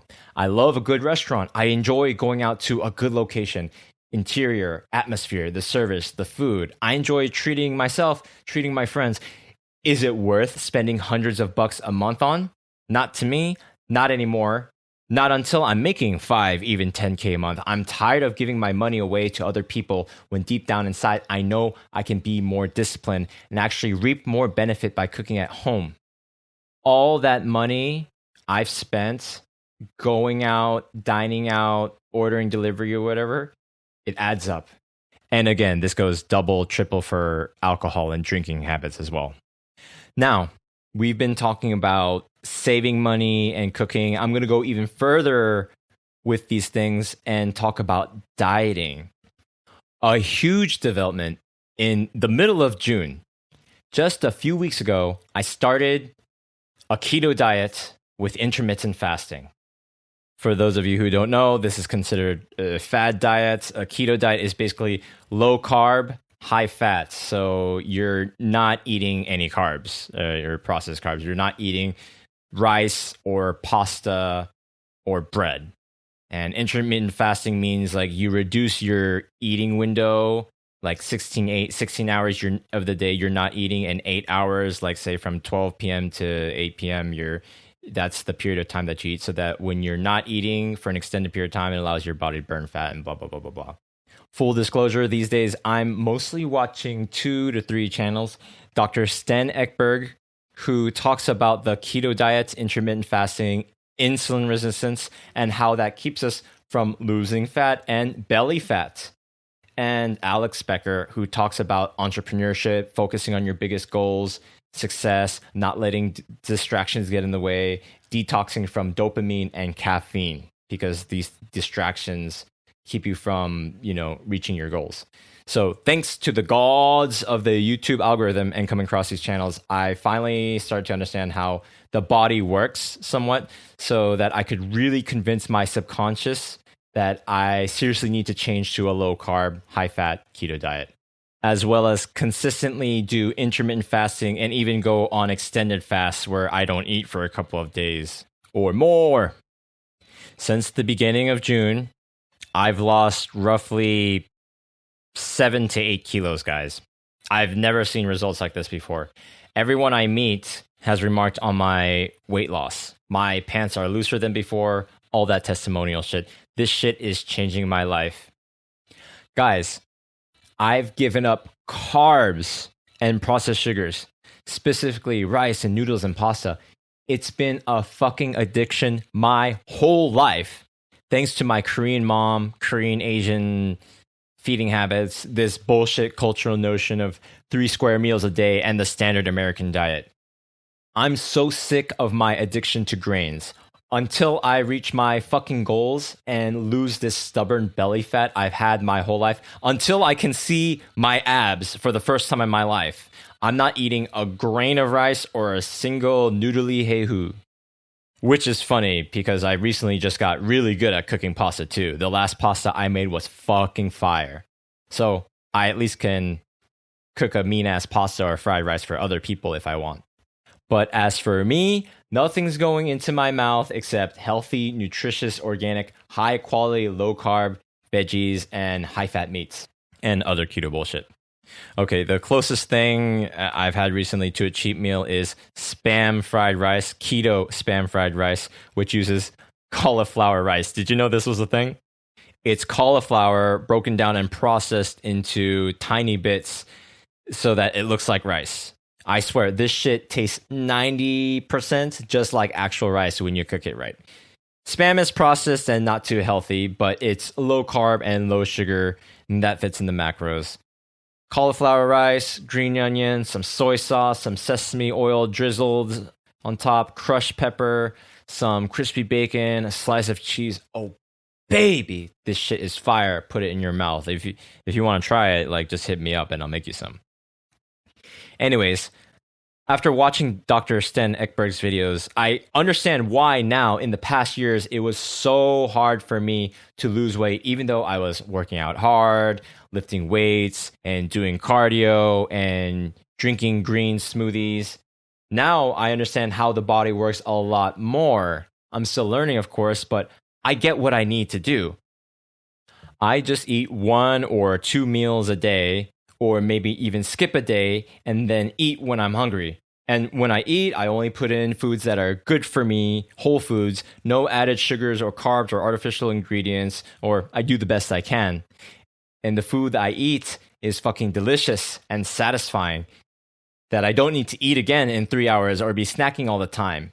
Hey, if you're following the eat 5 small meals a day stuff, if you believe breakfast is the most important meal of the day and having 3 square meals a day is important, and you're fucking fit and healthy, then obviously this doesn't apply to you. That shit just doesn't work for me, and I understand why now. And, the keto diet, maybe this isn't for everyone. I'm not saying everyone should do it, but I'm saying this is the only thing I haven't tried, and it's working for me. I should have fucking done this years ago for all sorts of reasons. If I understood these things about why I'm not losing belly fat, about why no matter how hard I work out, I could have gotten results years ago in my early or mid 20s. Of course, Dr. Ekberg's YouTube content wasn't out there for me to easily digest back then. He presents the information in such a clear way that it makes it easy for you to understand, and it motivates you to actually take action. So I'm very fucking fortunate that at least I'm starting now at 29. Who knows? Maybe 3-6 months later is like I'm gonna be dying and I'm in an emergency room because this diet is dangerous or whatever bullshit people say, and maybe that bullshit turns out to be true, but I highly doubt it. But if this works, then 19-year-old Maim, or if you're younger than me, or especially if you're older than me, like, seriously look into it. if you're like me and you've had stubborn belly fat your whole life and you've tried lots of different workouts and doing this and that and just didn't work, then if you haven't tried this intermittent fasting and keto or some kind of healthier diet with low carbs, then maybe this will help you out, because for me this shit is working. Now, you might say, oh, eating healthy is expensive. Organic ingredients are expensive. I don't know where you live, but grocery shopping here in Seoul doesn't cost more than $150 to $200 a month. Not only that, because I'm fasting and reducing the amount of meals I eat, I don't need to spend as much money on food. See how that works? And then I gradually am able to afford higher quality ingredients with those savings. Of course, you still want to find the best deals. You got to find those cheap ass markets with the ajumas selling produce at cheap, and buy in bulk, freeze what you can, and organize your space well, as I said. So, as I think about organization, money, cooking, diet, fasting, and reflect on my past 8 years or so, I'm like, wait, all this fucking time as a working adult trying to figure out life, money, health, weight from 8 years ago, had I known better, I could have switched to a simpler, cleaner, healthier, more filling, satisfying diet while eating less and not succumbing to hunger cravings, spent way less on groceries, and not spent thousands upon thousands of dollars eating out. And I could have been slim and fit. I'm so mad at myself. I feel like a fucking idiot who made all the mistakes and realized these lessons way later than I would have liked. Don't make my mistakes. Get this shit fucking down pat before you hit your late 20s, and you'll have a lot more money and confidence in yourself than I do now. Don't get me wrong. I'm not saying I have it all figured out now. I still make mistakes. And two, I'm very grateful that I understand these things now. So another lesson that I'm learning this year, as every other year, not to be too hard on myself, and that, just to take the blessings where I can, because I still live a great life. And as Alex Becker said in his video, I spent millions on garbage. It's a great video. You know what the world is? The world is just smart people producing content and products for you to consume, trying to entice you, trying to infect you. And if you're not strong-minded, smart, and independent enough to be more self-sufficient, you end up giving them your time and money. The restaurants, the bars, the products, the clothes, your phone, the online digital content, etc. They are shit that's marketed to you, trying to infect you so you can buy in and give them your attention, your money, and energy. So literally that they can grow at your expense. You spend your hard-earned cash, which is bought with your time and life force, soul, energy. Because that's what money is. It's the time and the energy that you spend into it. And part of your soul goes into that process. Now, if it's a good product or service that you're satisfied with, then it's a fair exchange. But if you do too much of that to the point where you are living above your means, then you're just a fucking typical idiot. Like I have been for a lot of my adult life. I have been just a fucking typical idiot, a fool, a weak-willed sucker without discipline who spends money on shit that I don't need, living paycheck to paycheck. So, going off what I said, if you learn how to grocery shop and cook efficiently and consistently with healthy whole foods, doesn't have to be keto necessarily, then you'll save a ton of money and build confidence in yourself and be healthier. If you combine that with intermittent fasting or extended fasting and skip meals, then you'll seriously reduce the amount of time and energy you spend on thinking about what to eat and cooking and doing dishes. Then you'll be even more fit and save even more time, energy, and money. Not only have I turned away from shitty processed food and carbs, which I thought I'd never be able to do in a million years, I'm giving up caffeine. I watched a few of Alex Becker's videos on caffeine and coffee, and it just made sense that I need to significantly reduce my consumption, like alcohol or fast food. 2 weeks ago, I started weaning myself off and went semi-cold turkey On Monday, June 21st, I think I started drinking just 2 cups of coffee. Then next day, 1 cup of coffee. And then next day, down to just 1 to 2 watered down cups of coffee. Then by Friday, I didn't have any coffee. I had a cup of green tea with some caffeine in it.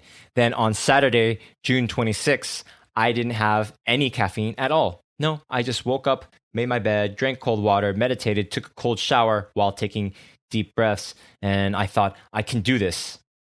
Just have some basic, easy actions in the morning that build up momentum, plus some deep breathing and a cold shower. And I'm woke. And I had a productive day. And I think I worked a couple hours on this podcast quite focused without needing any caffeine. As of me recording this right now on July 3rd, I've been caffeine free for 8 days. And it's 8:17 p.m. right now. And I think I've been working on this episode, I don't know, for like 6 to 7, maybe 8 hours with a couple of breaks in between. Nothing big. Like I took a 1 or 2 hour nap. Okay, I still have a little brain fog. Some days have been easier and more productive than others. You can look up all kinds of videos on caffeine withdrawal and how it takes like a few weeks to months for a lot of people before they get that stable energy and all that. But, you know, I refuse to be a slave to this addiction anymore, or to any of my addictions.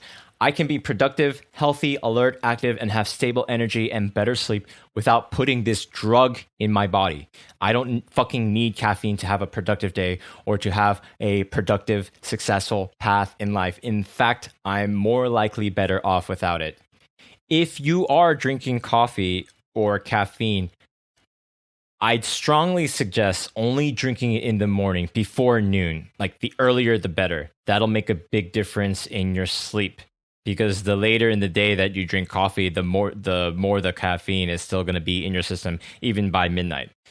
Still would be better off probably not drinking at all, but yeah, drinking it in the morning earlier, that's way better. So guys, how fucking nuts is this? In June, I'm turning away from 2 huge addictions to carbs and caffeine. Holy shit. I could have figured this out 8 years ago. I just didn't know the information and the principles involved, but now I do. Thanks to YouTube. Thank you, Dr. Stenekberg, for teaching me about insulin resistance. And thank you, Alex Becker, for teaching me that caffeine is holding me back from being the best version of myself. Now, does this take willpower? Yes. And willpower is a precious resource, like a meter that drains with every conscious decision you have to make. It's like you only have 10 points of energy a day or 10 points of willpower a day. You can't rely on willpower to do all these things or to diet. It'll never work. But when I studied and learned all this information and understood the mechanics of how carbs and sugars spike insulin, which not only prevents your body from tapping into your fat stores, but makes you hungry in a few hours when your glycogen's depleted and all that, I realized I will never in a million years reach my fitness goals at this rate. So it's a wake-up call. Then my subconscious, acquiring this new information, does a lot of the work for me. I think it does the heavy lifting. Because now my subconscious tells me, no, Maim, you don't have a choice to put that in your mouth because you're already 29. You wanted to have a fitter, leaner body and get rid of your belly fat like 8 years ago, but you never figured it out. If anything is going to work, if there's anything you haven't tried, it's this, which is keto diet and intermittent fasting. And you got to be consistent and give it your best shot. You got to make a serious change. The definition of insanity is doing the same thing over and over again and expecting a different result. And that's what you've done in your 20s, especially when it comes to dieting. The crazy thing is I don't even need to work out. I'm barely working out because of my injury, right? But I'm still trying to squeeze out some push-ups and maybe some dumbbell curls and do some walking when I can. Just be active and do walking and breathe every day. Lifting weights is great. Working out in general is essential for optimal health, and it will definitely help you burn fat. But if you're injured like I am, you can just focus on your diet, stretch, and do some simple activity and still burn fat like I am now. Diet is way more important. It's like 95% of burning fat and losing belly fat. At least that's what I think now. The subconscious pressure is also true for coffee and caffeine. And this is related because studying the keto diet and fat loss, I understand how cortisol, the stress hormone, increases insulin and also how important it is to get good sleep. So it's important to work out and meditate and to be mindful to reduce my stress levels to help me burn fat. Believe me, this year has probably been one of the most stressful years of my life. Coffee is going to stimulate the adrenal glands and you get cortisol and a fight or flight response. Of course, I knew this. Why am I sweating in the middle of the day for no reason? Those 2-3 cups of strong coffee might have had something to do with it. That's not natural. Caffeine is not giving energy, but borrowing energy. You might feel good and alert in the morning, but then you need more coffee and or you start to lose that energy and focus in the mid-afternoon and later on. And it has a serious negative impact on sleep. You wake up not feeling completely restored, and so you need to drink more coffee. It's a vicious cycle. How is that being the best version of yourself? If I can just get natural good sleep, eat a healthy diet, and meditate, I can become someone who wakes up full of energy and ready to focus and kill the day with steady energy and focus from morning to night. I don't need this external substance to be the catalyst to my daily workflow, the start to my daily workflow. My workflow doesn't and shouldn't need to revolve around this. I don't need coffee to be my best self. Just like I don't need alcohol to be sociable, charismatic, charming, and comfortable in social situations and have a good time. But the problem is, I've been hooked on this shit for years, and I always knew it's kind of fucked up to rely on it, even though everyone does it and it's a socially accepted thing. And I still fucking love coffee. That's why I always put it off. But now that the information is in front of me, I can't run away from the reality of how it's fucking up my sleep and causing adrenal fatigue. I don't want to fuck with it anymore, at least not for a while. So that means going through a period of withdrawal for a couple weeks or months. You can look all this shit online. You get headaches, dizziness, fatigue, mad brain fog. I believe you can probably slowly transition by splitting regular coffee with decaf over a period of days or weeks until it's just decaf and not quit cold turkey like I did. I'm kind of extreme, which may not necessarily be a good thing. So the way I do things may not be the best for you or for me necessarily. I mean, caffeine should seriously be a regulated substance like alcohol or cigarettes. This thing gets you fucking high. It should be something you have once in a while, like a treat. Or if you are really in a critical situation where you need that boost for work or something like that. Should it be a daily thing? Well, should you drink whiskey every day? Sure, I know there are highly functioning alcoholics who could do a whiskey or two every night and still perform well in whatever they do. But that will take its toll. I mean, live your life however you want. It's your life, sure.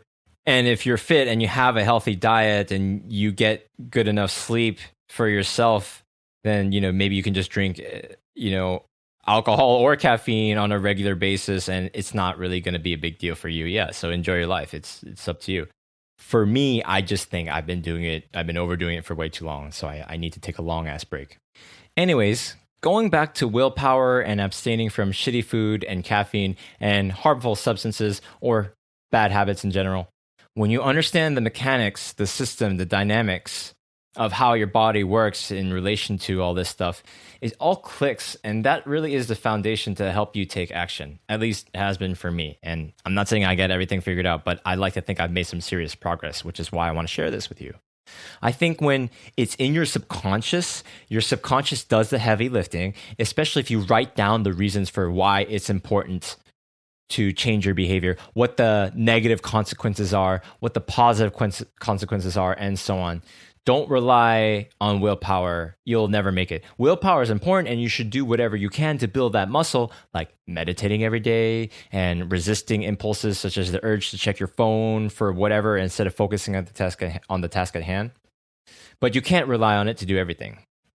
I can't emphasize that enough. And with food, I'm really enjoying the food that I make and making sure that it has satisfying nutrients and fats to keep me sated for a long time. So there's less willpower I need to use there in actuality. At this point, there's no willpower involved or very little willpower involved with the right diet of satisfying foods and the knowledge of how the body works and how beneficial intermittent fasting is for me. Now, will I stay away from coffee, caffeine forever? No. Will I stay away from carbs or processed sugar or junk food or alcohol forever? No. Just until I hit my goals and I'm at the place where I want to be, because it's way fucking overdue. I might indulge because it's my birthday, but that's it. Sam Ovens, multi-millionaire consultant who's a motherfucking god of business, says he doesn't drink or party. And he's all in on his business. And he doesn't, have a social life or anything like that. And that's fucking awesome. I don't think I'm quite there yet. That's some serious top performer shit. And I don't know if I have it in my heart and balls to be a top performer. I definitely want to be a high performer, and I definitely want to try to be the best version of myself.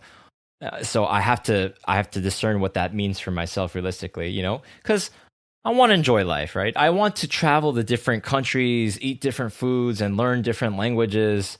And if I'm on vacation for a short time, like if I go to Vietnam again, you bet your sweet ass I'm going to be eating 2 to 3 meals a day, downing bowls of pho, fried rice, banh mi, and with tall, ice cold glasses of sweet Vietnamese coffee, like with condensed milk and all that, and go party and drink. I'll have to be careful because you know me, I can get extreme and swing like a pendulum with the dopamine hits, as I mentioned earlier.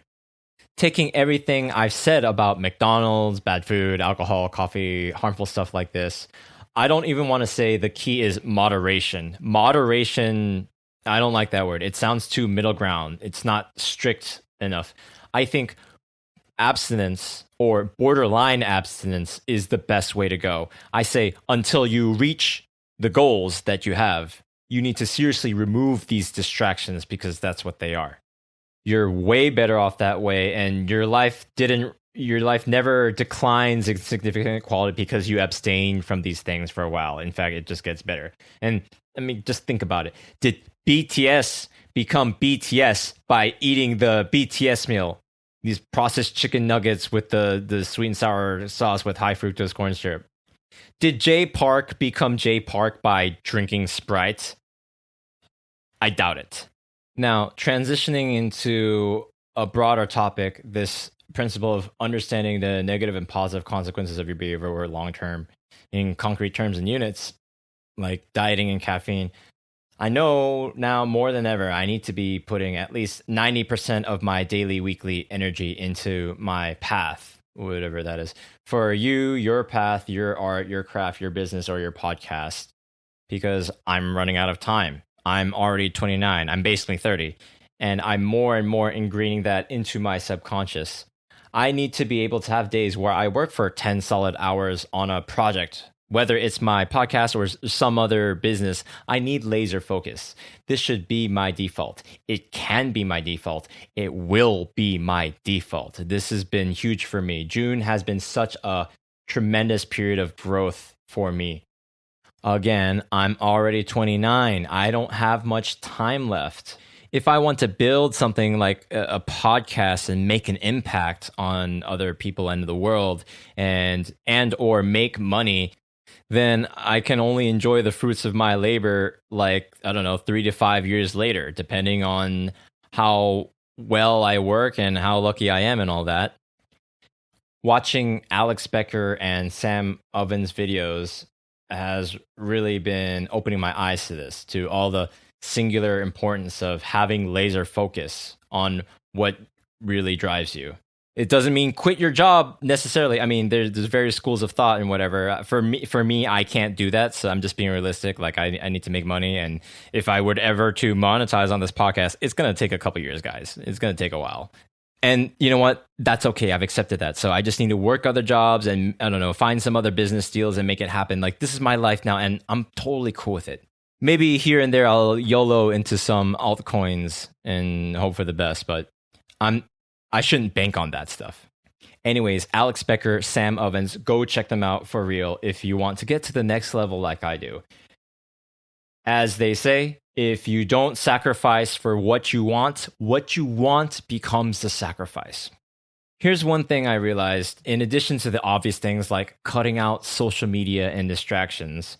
Actually, if you guys follow me on Instagram or we're friends on Facebook, you might have noticed like I hardly post at all. Like in the past, I don't know, maybe since the fall of last year, like I stopped posting a lot. I think like my last Instagram story highlight was my housewarming party back in October. Don't get me wrong, I really enjoy using Instagram and being active on it. It's a lot of fun and I get a lot of validation and, DMs and stuff like that. It's fun. But I just realized, going into Deep Work by Cal Newport that, you know what, I'm just probably better off staying away from this stuff or just, taking a long break and see how it works. And that's why I'm not as active. If I have friends that message me like, oh, Maim, are you still alive? I'm just like, yeah, just because I don't use social media, like I'm not alive. Okay. Anyway, sorry to go on a tangent. These distractions like social media, that's kind of obvious to cut out, actually. If you read Cal Newport's Deep Work or, you follow Alex Becker or Sam Ovens, I mean, this shit is pretty obvious. Like social media, unless it's really active to your business and you're really focused with what you need, you don't really need it in your life. And arguably, if you are trying to work on some project or some enterprise, it's probably taking more away from you than it is adding to you. But the harder things for me to consciously give up are hobbies. I really enjoy karate and poker. And I wanted these things to become part of my life, my self-image. I want to be a black belt in karate and participate in competitions. At least I want to push myself. Remember I said earlier I was talking about karate, right? I want to be a good player in poker who is able to go to tournaments and win.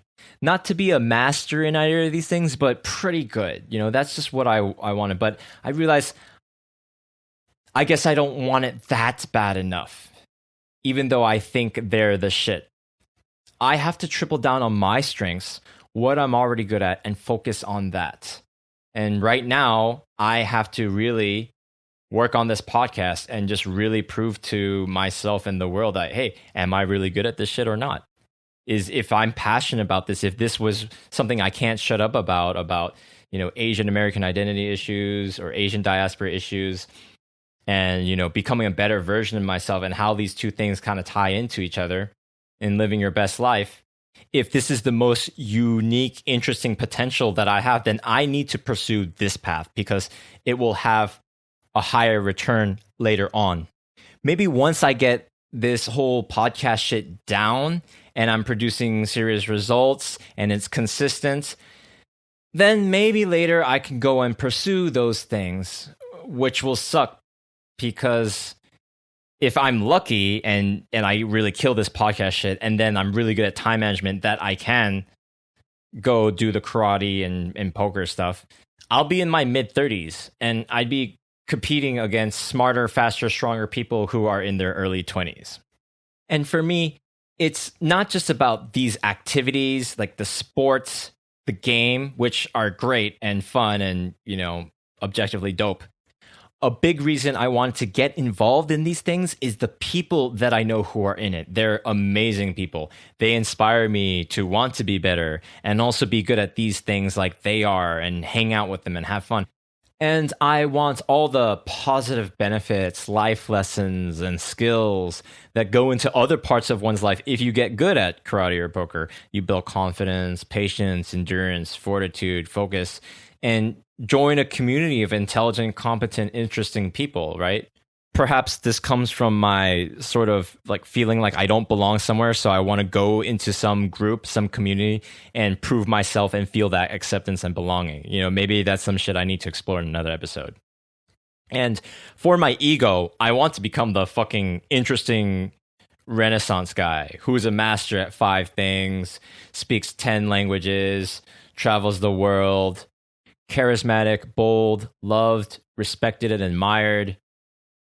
You know what? There are people like that. They have different life situations or backgrounds, or they started early. And I'm friends with people like that. But I don't think it's practical for me and my path to try to be that Not in my own way, realistically, not right now. I think, to be honest, I have to focus on one thing and everything else is a distraction until I get that shit down. Then I can prioritize getting good at other things. I keep telling myself, maybe if I get super good at time management and my podcasting is well on its way and I have this shit down like clockwork, then I have time to go to a karate session once or twice a week or to do poker once or twice a week.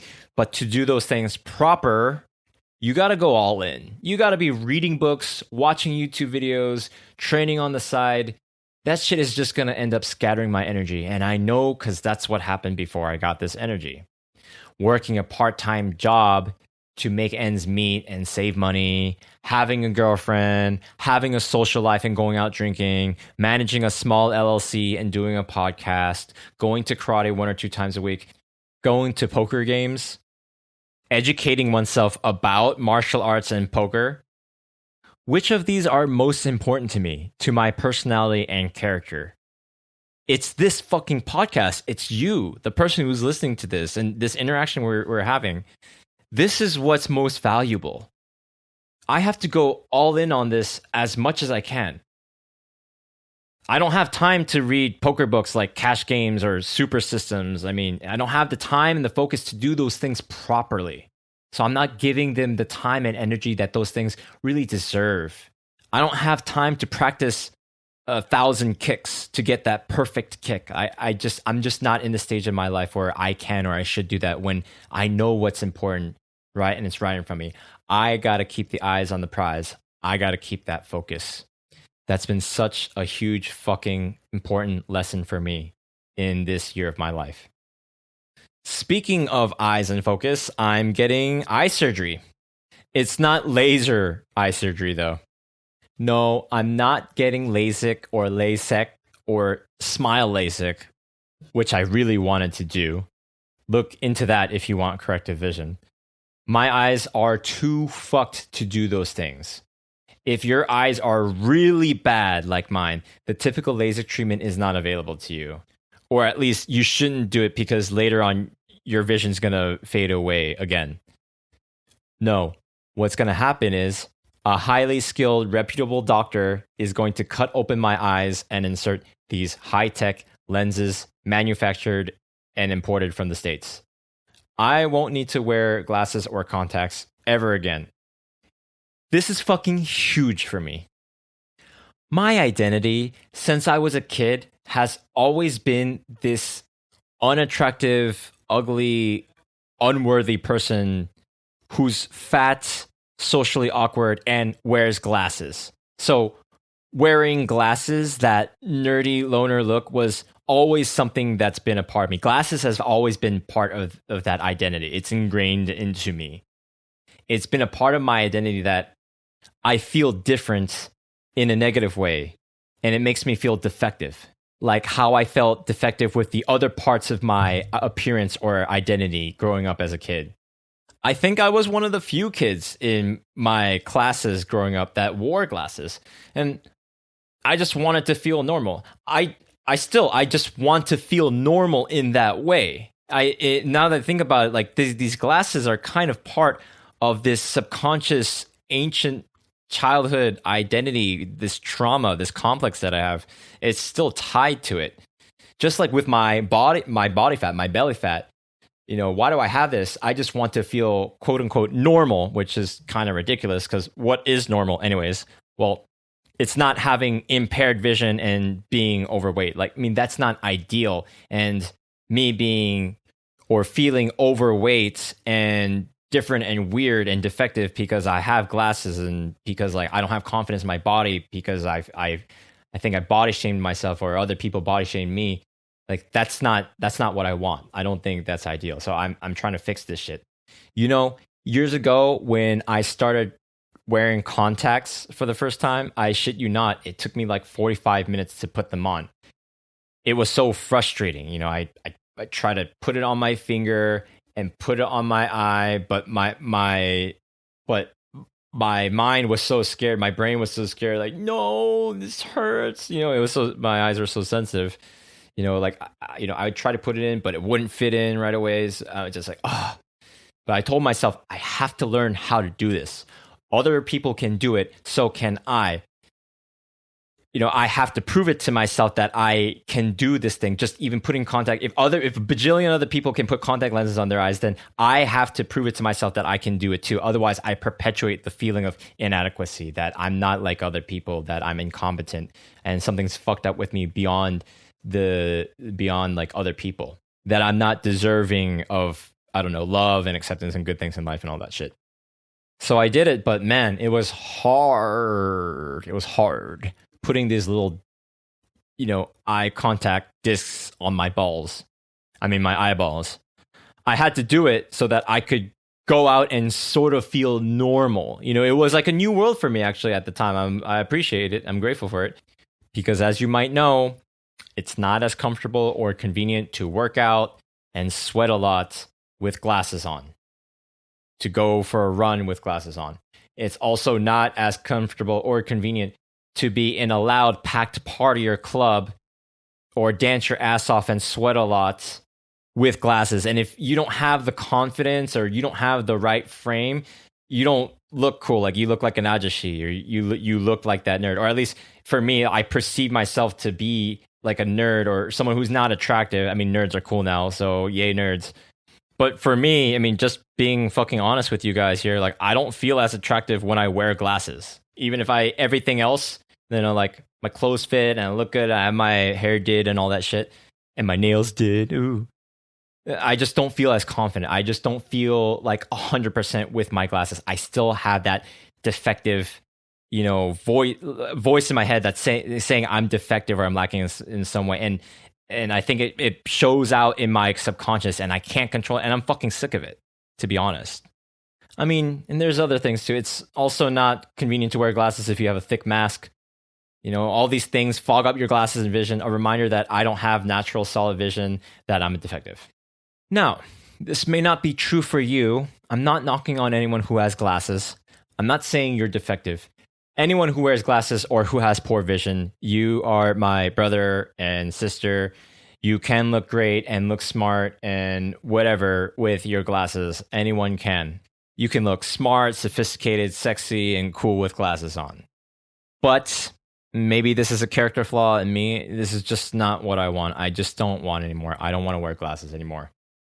There are even simpler things. I just want to lay down on my side and watch something on TV. Not that I watch TV much these days, but I just want to watch something while laying down on my side without my head pressing down on my glasses, on the pillow or whatever.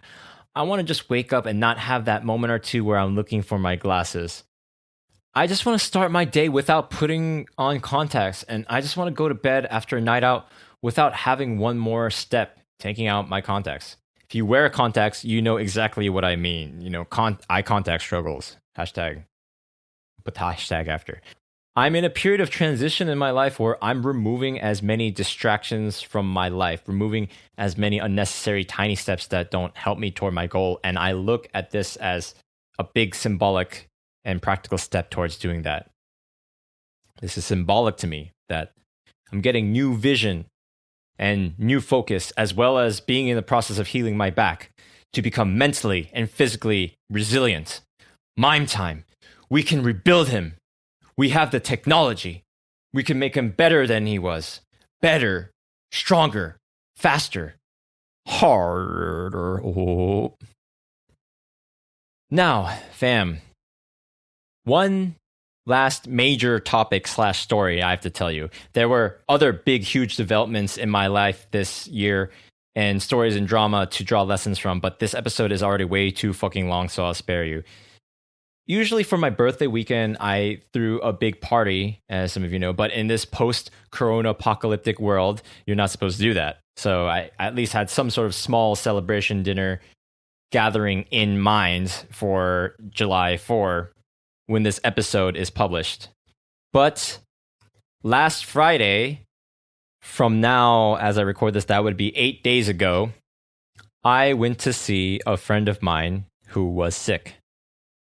Dun, dun, dun. She had tested negative for corona twice prior, once even with symptoms. Like she had a fever and she got tested and it came out negative. The day after I saw her, she got tested again. And the results came out positive on Sunday, 2 days after I met her. That's right. I came in contact with a confirmed case. Dun dun dun.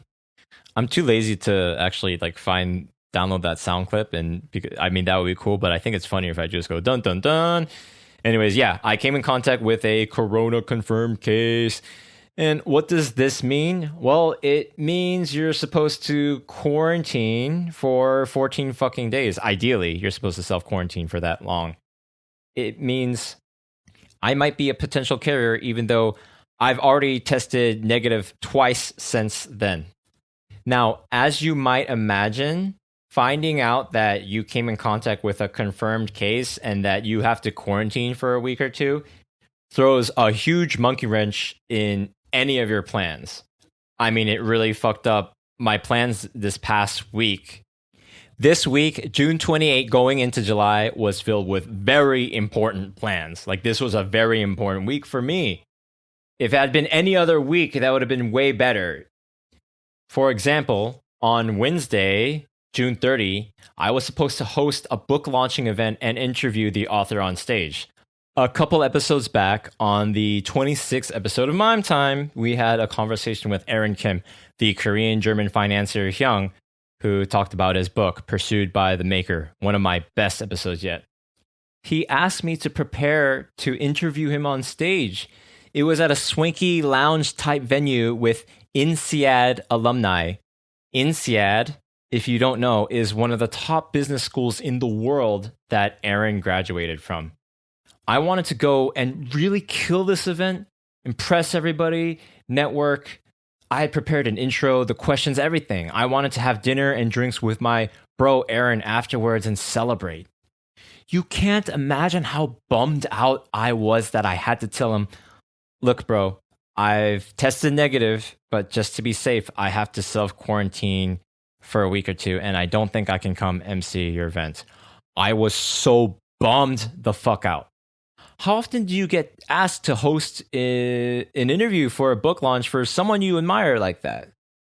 So that was one example. And not only that, on Friday, July 2nd, that was when my eye surgery was scheduled.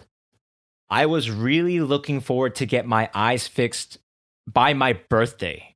Do you know what I mean? Like, I just wanted to get this over with as soon as possible. So I contacted the clinic and I pushed the operation back to next Friday. A part of me wants to blame my friend for asking me to meet up. She apologized profusely to me that we came into contact. But I said, it's okay. It was also my responsibility. We both made a mistake. We both thought that she didn't have corona because she tested negative twice. But perhaps we should have been more educated on the whole incubation period and how even though you test negative, you can still have it. You can still be a carrier, apparently. Not to freak you out, but I just don't understand how you can have symptoms. Like, she had a fever and she was coughing. I didn't know that she was coughing. She only told me later. I only noticed it when we actually met up. How can you have a symptom of the disease and then not test positive? I mean, look, I'm not a doctor, but I thought I was doing my best in trusting the government, you know, and the tests and all that, but that didn't. Now I'm in quarantine. In hindsight, we should have both waited for a third test just to make sure. There's still, I don't know, a petty side of me that wants to blame her. So this is the problem with me, and maybe you have it inside you too. And I think everyone has it. The desire to blame other people when it doesn't really help you or anyone else. Getting mad when things don't go your way. It's human. I'm still growing up. I'm still trying to be the better version of myself. This is my life. Everything is my responsibility. I shouldn't really focus on whether or not it was her fault. I should focus more on how this is my fault that I'm in quarantine, insofar as this is my life.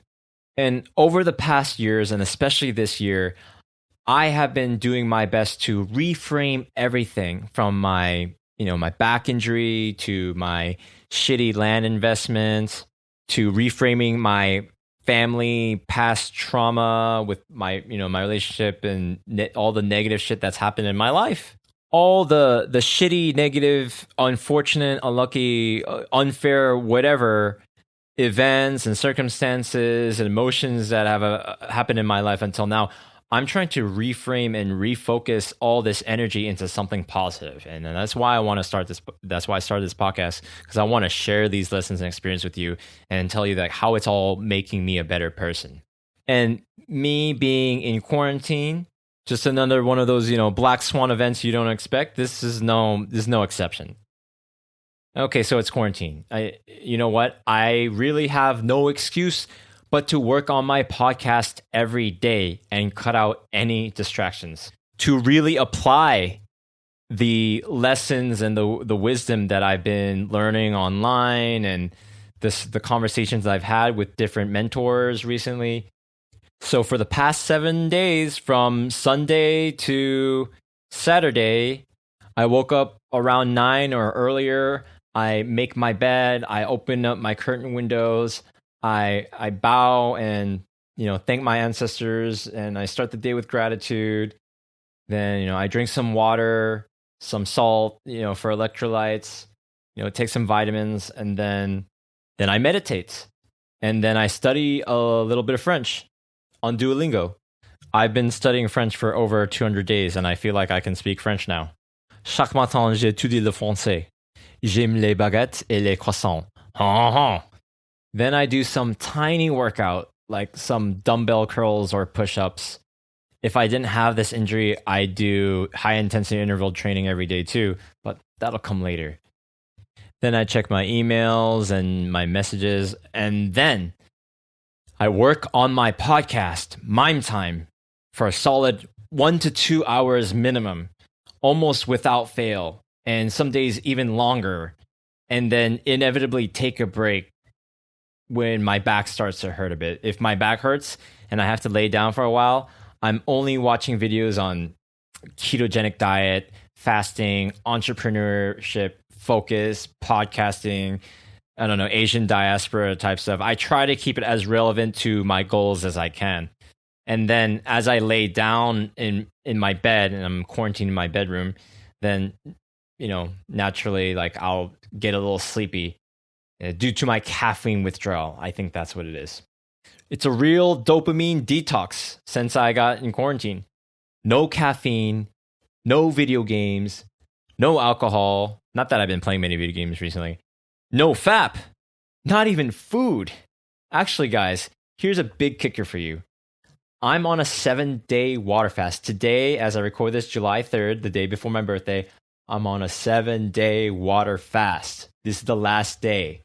I did this for all sorts of benefits, not just fat loss, but autophagy.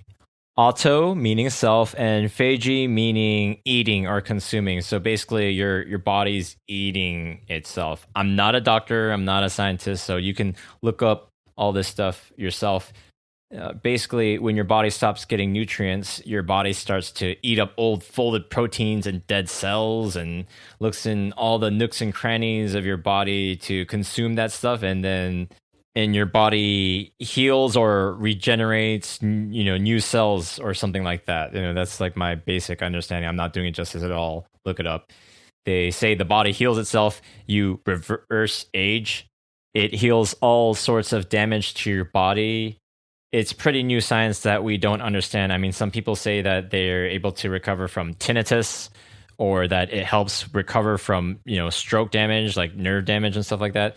And I did it in hopes of improving my lower back pain and sciatica to heal any damaged nerve, muscle, bone, and etc.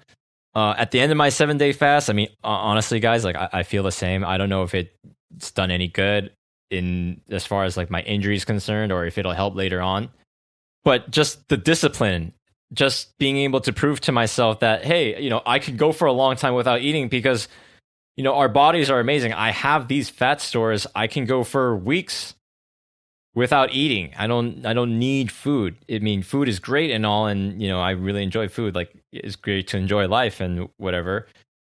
But like, I don't need it. It's like, I mean, this is a huge step up. I mean, think about how dramatic the past several weeks have been. Me seriously changing my diet and seriously taking out carbs 100% almost, and then going on 1 to 2 meals a day, like fasting, like not eating for, I don't know, 18 to 20 to 23 hours, and just eating all at one time, and then just waiting till the next day, and then skipping a day. So then fasting for 48 hours. I tried that a few weeks ago. And it hasn't been perfect. Like, when you don't do it properly, you'll get headaches because you don't have enough electrolytes. Like, I mean, again, look at all this stuff up, the keto flu and whatnot, and fasting and electrolytes. But basically, like, wow, I mean, has it been hard?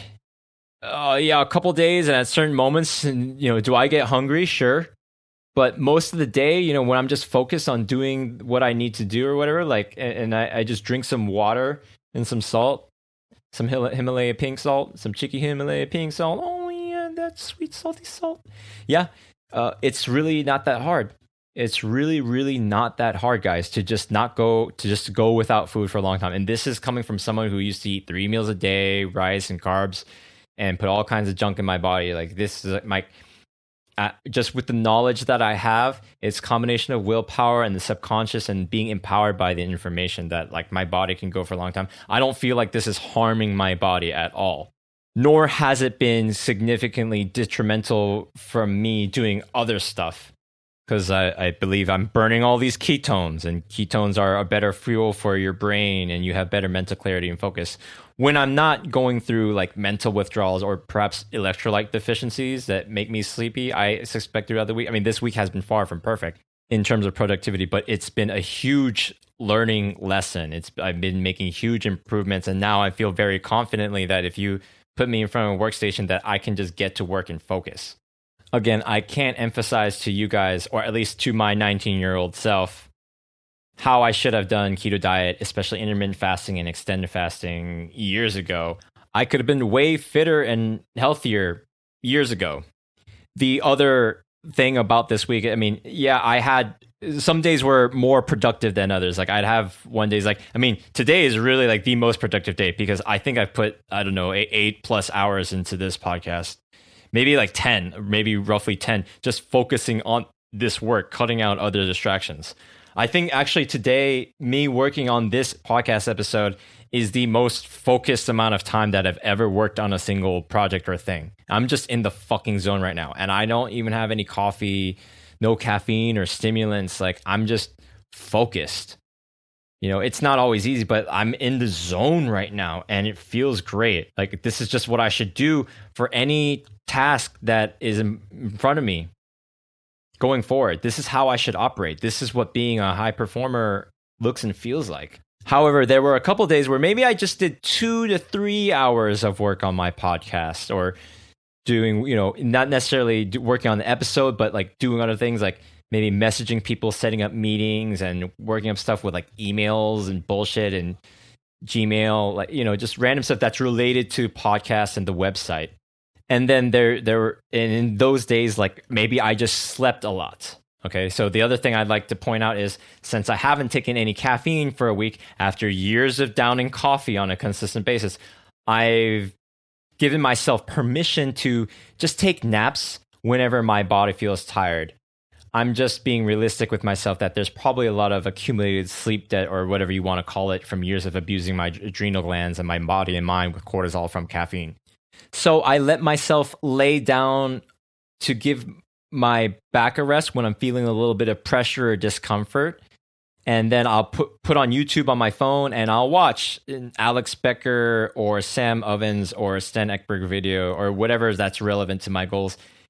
And then eventually I'll feel a little sleepy, and then I'll take a nap, and I'll let myself take a nap whenever I want. And then when I wake up, I'll feel not too brain foggy. And then I'll get back up in front of my MacBook and either work away on my podcast episodes or study videos on podcasting and productivity, writing notes down in my journal, and so on. So in spite of my first week of caffeine withdrawal, or caffeine recovery, I should say. And in spite of my injury, I'm still able to get my ass out of bed, stand in front of my MacBook, and do solid focus work on my podcast, working on these episodes. This is amazing. I'm not dependent on caffeine anymore to do something productive consistently. And not just productive, but the meaningful tasks that take me closer to my vision, like writing these thoughts down and recording them into GarageBand and then publishing them so they go right into your ears, all ASMR and whatnot. Oh, yeah. I'm becoming more consistent and more focused. I'm becoming closer to becoming the best version of myself. You know what? This quarantine is a fucking blessing in disguise. This is the best birthday gift for me, that this whole week and going to next week, I have this quarantine nightmare mode. And it wouldn't have happened if I didn't have the right attitude to reframe it and to take action to deprive myself, to detox from dopamine and other toxins and whatever, to focus on that which is really important to me. I mean, in one way, if I look at it, this is one of the most important weeks of my life, and this wouldn't have happened, or it wouldn't have been as productive or meaningful or as impactful and effective if I wasn't forced to be here and then force myself to have this attitude and put myself to this task. Jocko Willink has this whole bit: if shitty things happen in your life, just say good. Just look it up. Jocko Willink, good. It's this whole motivational thing. And Jocko Willink's a motherfucking god, mate.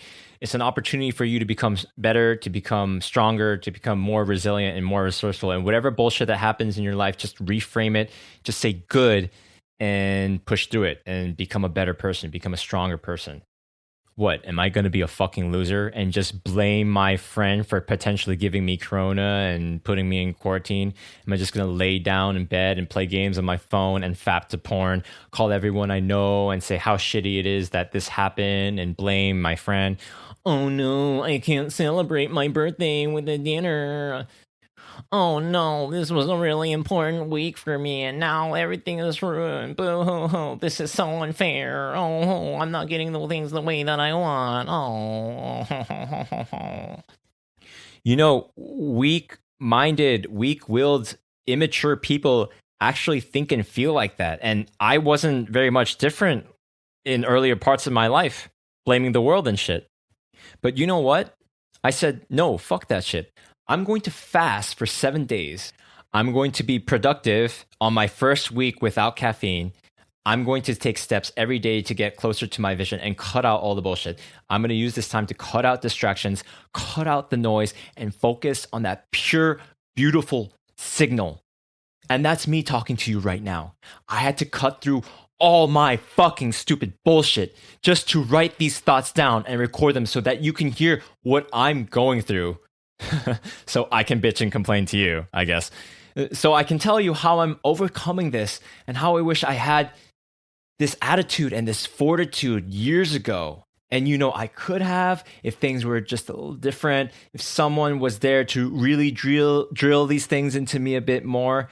Not knocking on my mentors. I did have good mentors who pushed me, but I feel like, man, I could have understood some of these things when I was much younger.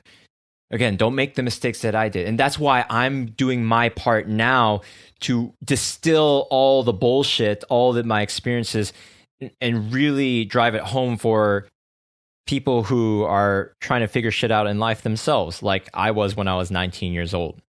And you know what? The book launch I missed out on, there'll be other opportunities like that, and better ones. Aaron told me, Maim, maybe we'll do another event like this that you can host.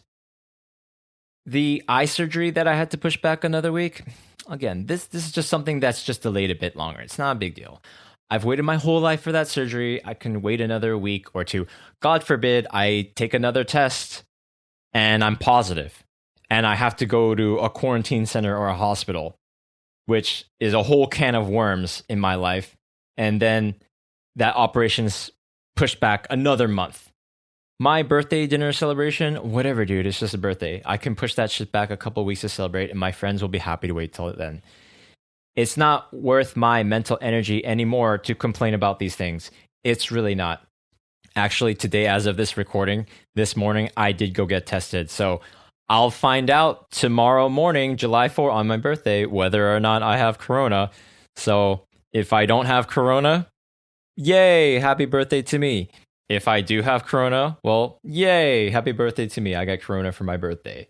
But no matter what happens, I always got to reframe it positively. And like I'm not going to die, like maybe I have to be concerned for other people who I've been in contact with or whatever, but in general like everything's going to be okay no matter what, right? Because from what I understand, it's not that deadly and I'll be fine.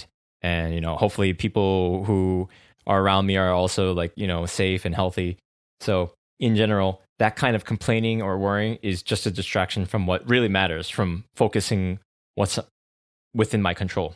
So after a crazy year, my 29th year of life ending in this period of self quarantine, and despite all the bullshit that happened to me this year and excuses and my injury, I've been forcing myself to become a better performer, to become a better version of myself, and to stay positive. That is priceless. I'm taking the steps moment by moment, minute by minute, hour by hour to become a more consistent, disciplined performer. I can get to work without coffee. I can go 7 days without food and still get shit done.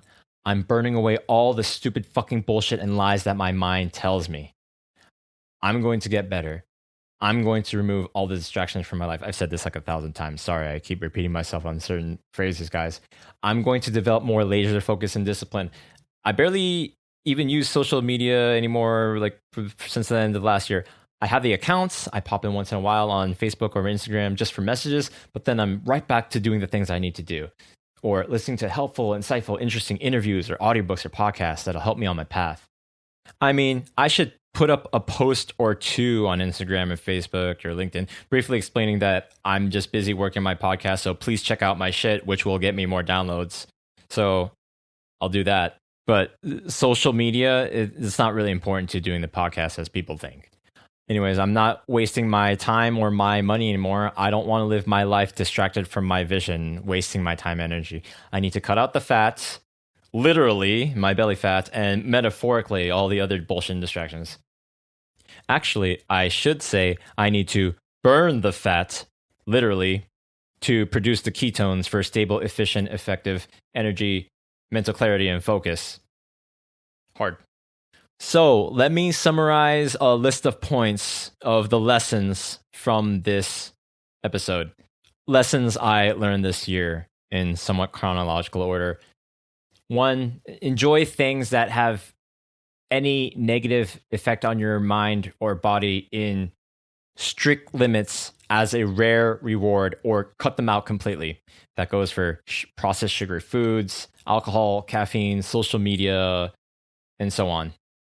If you're not getting anywhere in life, it's because of you. You're completely responsible for your life situation. You put yourself in whatever life situation that you're in. And I had to take 100% responsibility for all the shitty situations or negative things that happened to me because I put myself in a certain situation. That's all my fault. I at least need to take responsibility for that and not waste time complaining about it and how unfair life is or whatever. And then next, don't sell yourself short. Don't hold yourself back in life. Have a spine.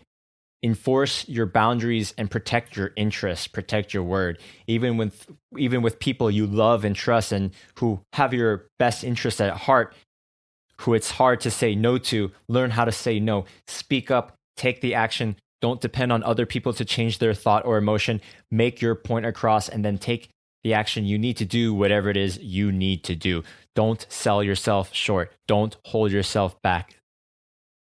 Next, organize your life. Organize your home and your workspace and your kitchen, and organize your files and documents, physical and digital, so that you can access and work on them in an efficient and a systematic manner to save you and others time. Have good organizational skills. Learn to cook and clean and do it consistently so you save money and you improve your health. Take optimum care of your health, your diet, your sleep, your body. Really focus on having good posture in your day-to-day activities. Do research on it. You hopefully won't lose months of your life and thousands of dollars in lost work and medical bills like I have. Save your money. Learn to save money. Be lean and frugal. Leave below your means for God's sake. $1 isn't truly earned until it's saved. Otherwise, you'll just give it away doing something else stupid that you don't really need. Don't be fucking complacent like I have. You really have to become disciplined and good at managing your finances and investments, or you'll never get anywhere in life. And years will go by without you having anything to show for it. Let me just squeeze in a quick book recommendation. I Will Teach You to Be Rich by Ramit Sethi. He's not as extreme as like my mom's school of thought, the school of my mom, that you need to save and like kind of penny pinch. I don't like to use the word penny pinch, but he's kind of like, you don't need to penny pinch or like, not take lattes at Starbucks or whatever. Just have a budget. And I mean, I think it's sensible, and I think he's got a good plan and his stuff has worked. So I Will Teach You to Be Rich by Ramit Sethi. It's a great book. So I would recommend that as well. And like learn from different people as well on finance, people who have their shit together. Okay, next. When you understand the principles of how things work and why your behavior is such, and map out the negative and positive consequences of your behavior over the long term, you don't need to rely so much on willpower or motivation to get things done. You definitely need willpower and will find ways to keep you motivated, but it'll be much more easier when you ingrain the principles in your subconscious, and your subconscious will do a lot of the heavy lifting. Next, don't waste your time. I've wasted too much of my time. I'm 29, almost 30. Where did my 20s go? They went by like that. Don't get me wrong. I've had a wonderful, phenomenal time. I've gone on vacations. I've eaten delicious meals. I've had many wonderful experiences, and I don't necessarily regret those things.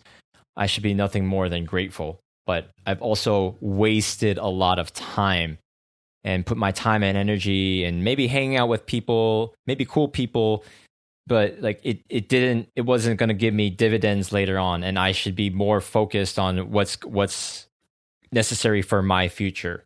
Okay, and this is just kind of natural. This is part of growing up. Find good, high quality people that you admire and spend as much time with them as you can. Again, this is totally cliche, but you're a combination of the 5 people you spend the most amount of time with. So make those 5 people the most high quality people that you can find, that are where you want to be in life. Try to find what your passion is or what you really, really enjoy, and then try to find your niche. I guess this is, not rocket science, but this is what I should have done, and I should have been more focused and streamlined about this years ago. Okay, take responsibility for everything that happens in your life, even things that suck, like coming in contact with a confirmed case and having to quarantine. Make the most of any bad situation. Turn it around, pivot, and make yourself a better person. A lot of bad shit happened to me this year. I'm not gonna lie. I've had some really fucking dark moments. But in the end, I haven't let it get to me. And I am not letting it stop me from getting to you, from doing this podcast and talking with you. I'm becoming the best version of myself, no matter what the circumstance, all the time. Maim time. Thank you so much if you've listened to this far and stuck with me through it all. I really appreciate it, and I'd really like you to send me a message and tell me if you got something out of it, because I really would love to hear your feedback. And if you got something out of it, please subscribe if you haven't already, and leave a 5-star review if you think it's 5 stars on Apple or whichever platform that you choose to use, if there's a review function, and just leave a brief review, a few sentences of you listened to this episode and you really enjoyed this part of it and you learned something like that. And if you can't be half-assed to do that, because I know I'm also human, sometimes I don't give a fuck, even though if I like a podcast, like I'm not going to go out of my way to write a review. If you could just share it with a friend who maybe would gain from any of the information in this episode or any of the other episodes, just share it with them. I'd really fucking appreciate that. And if you could just do it, even if just because it's my birthday, won't you do something for my birthday? Anyways, thank you so much, fam. This has been your boy Maim Time. Happy birthday to me. Happy birthday, America. Happy birthday to you. If your birthday's today or another day, then when it's your birthday, happy birthday to you as well at that time. Yeah. Thank you so much. I love you, and please stay tuned for future episodes. Peace.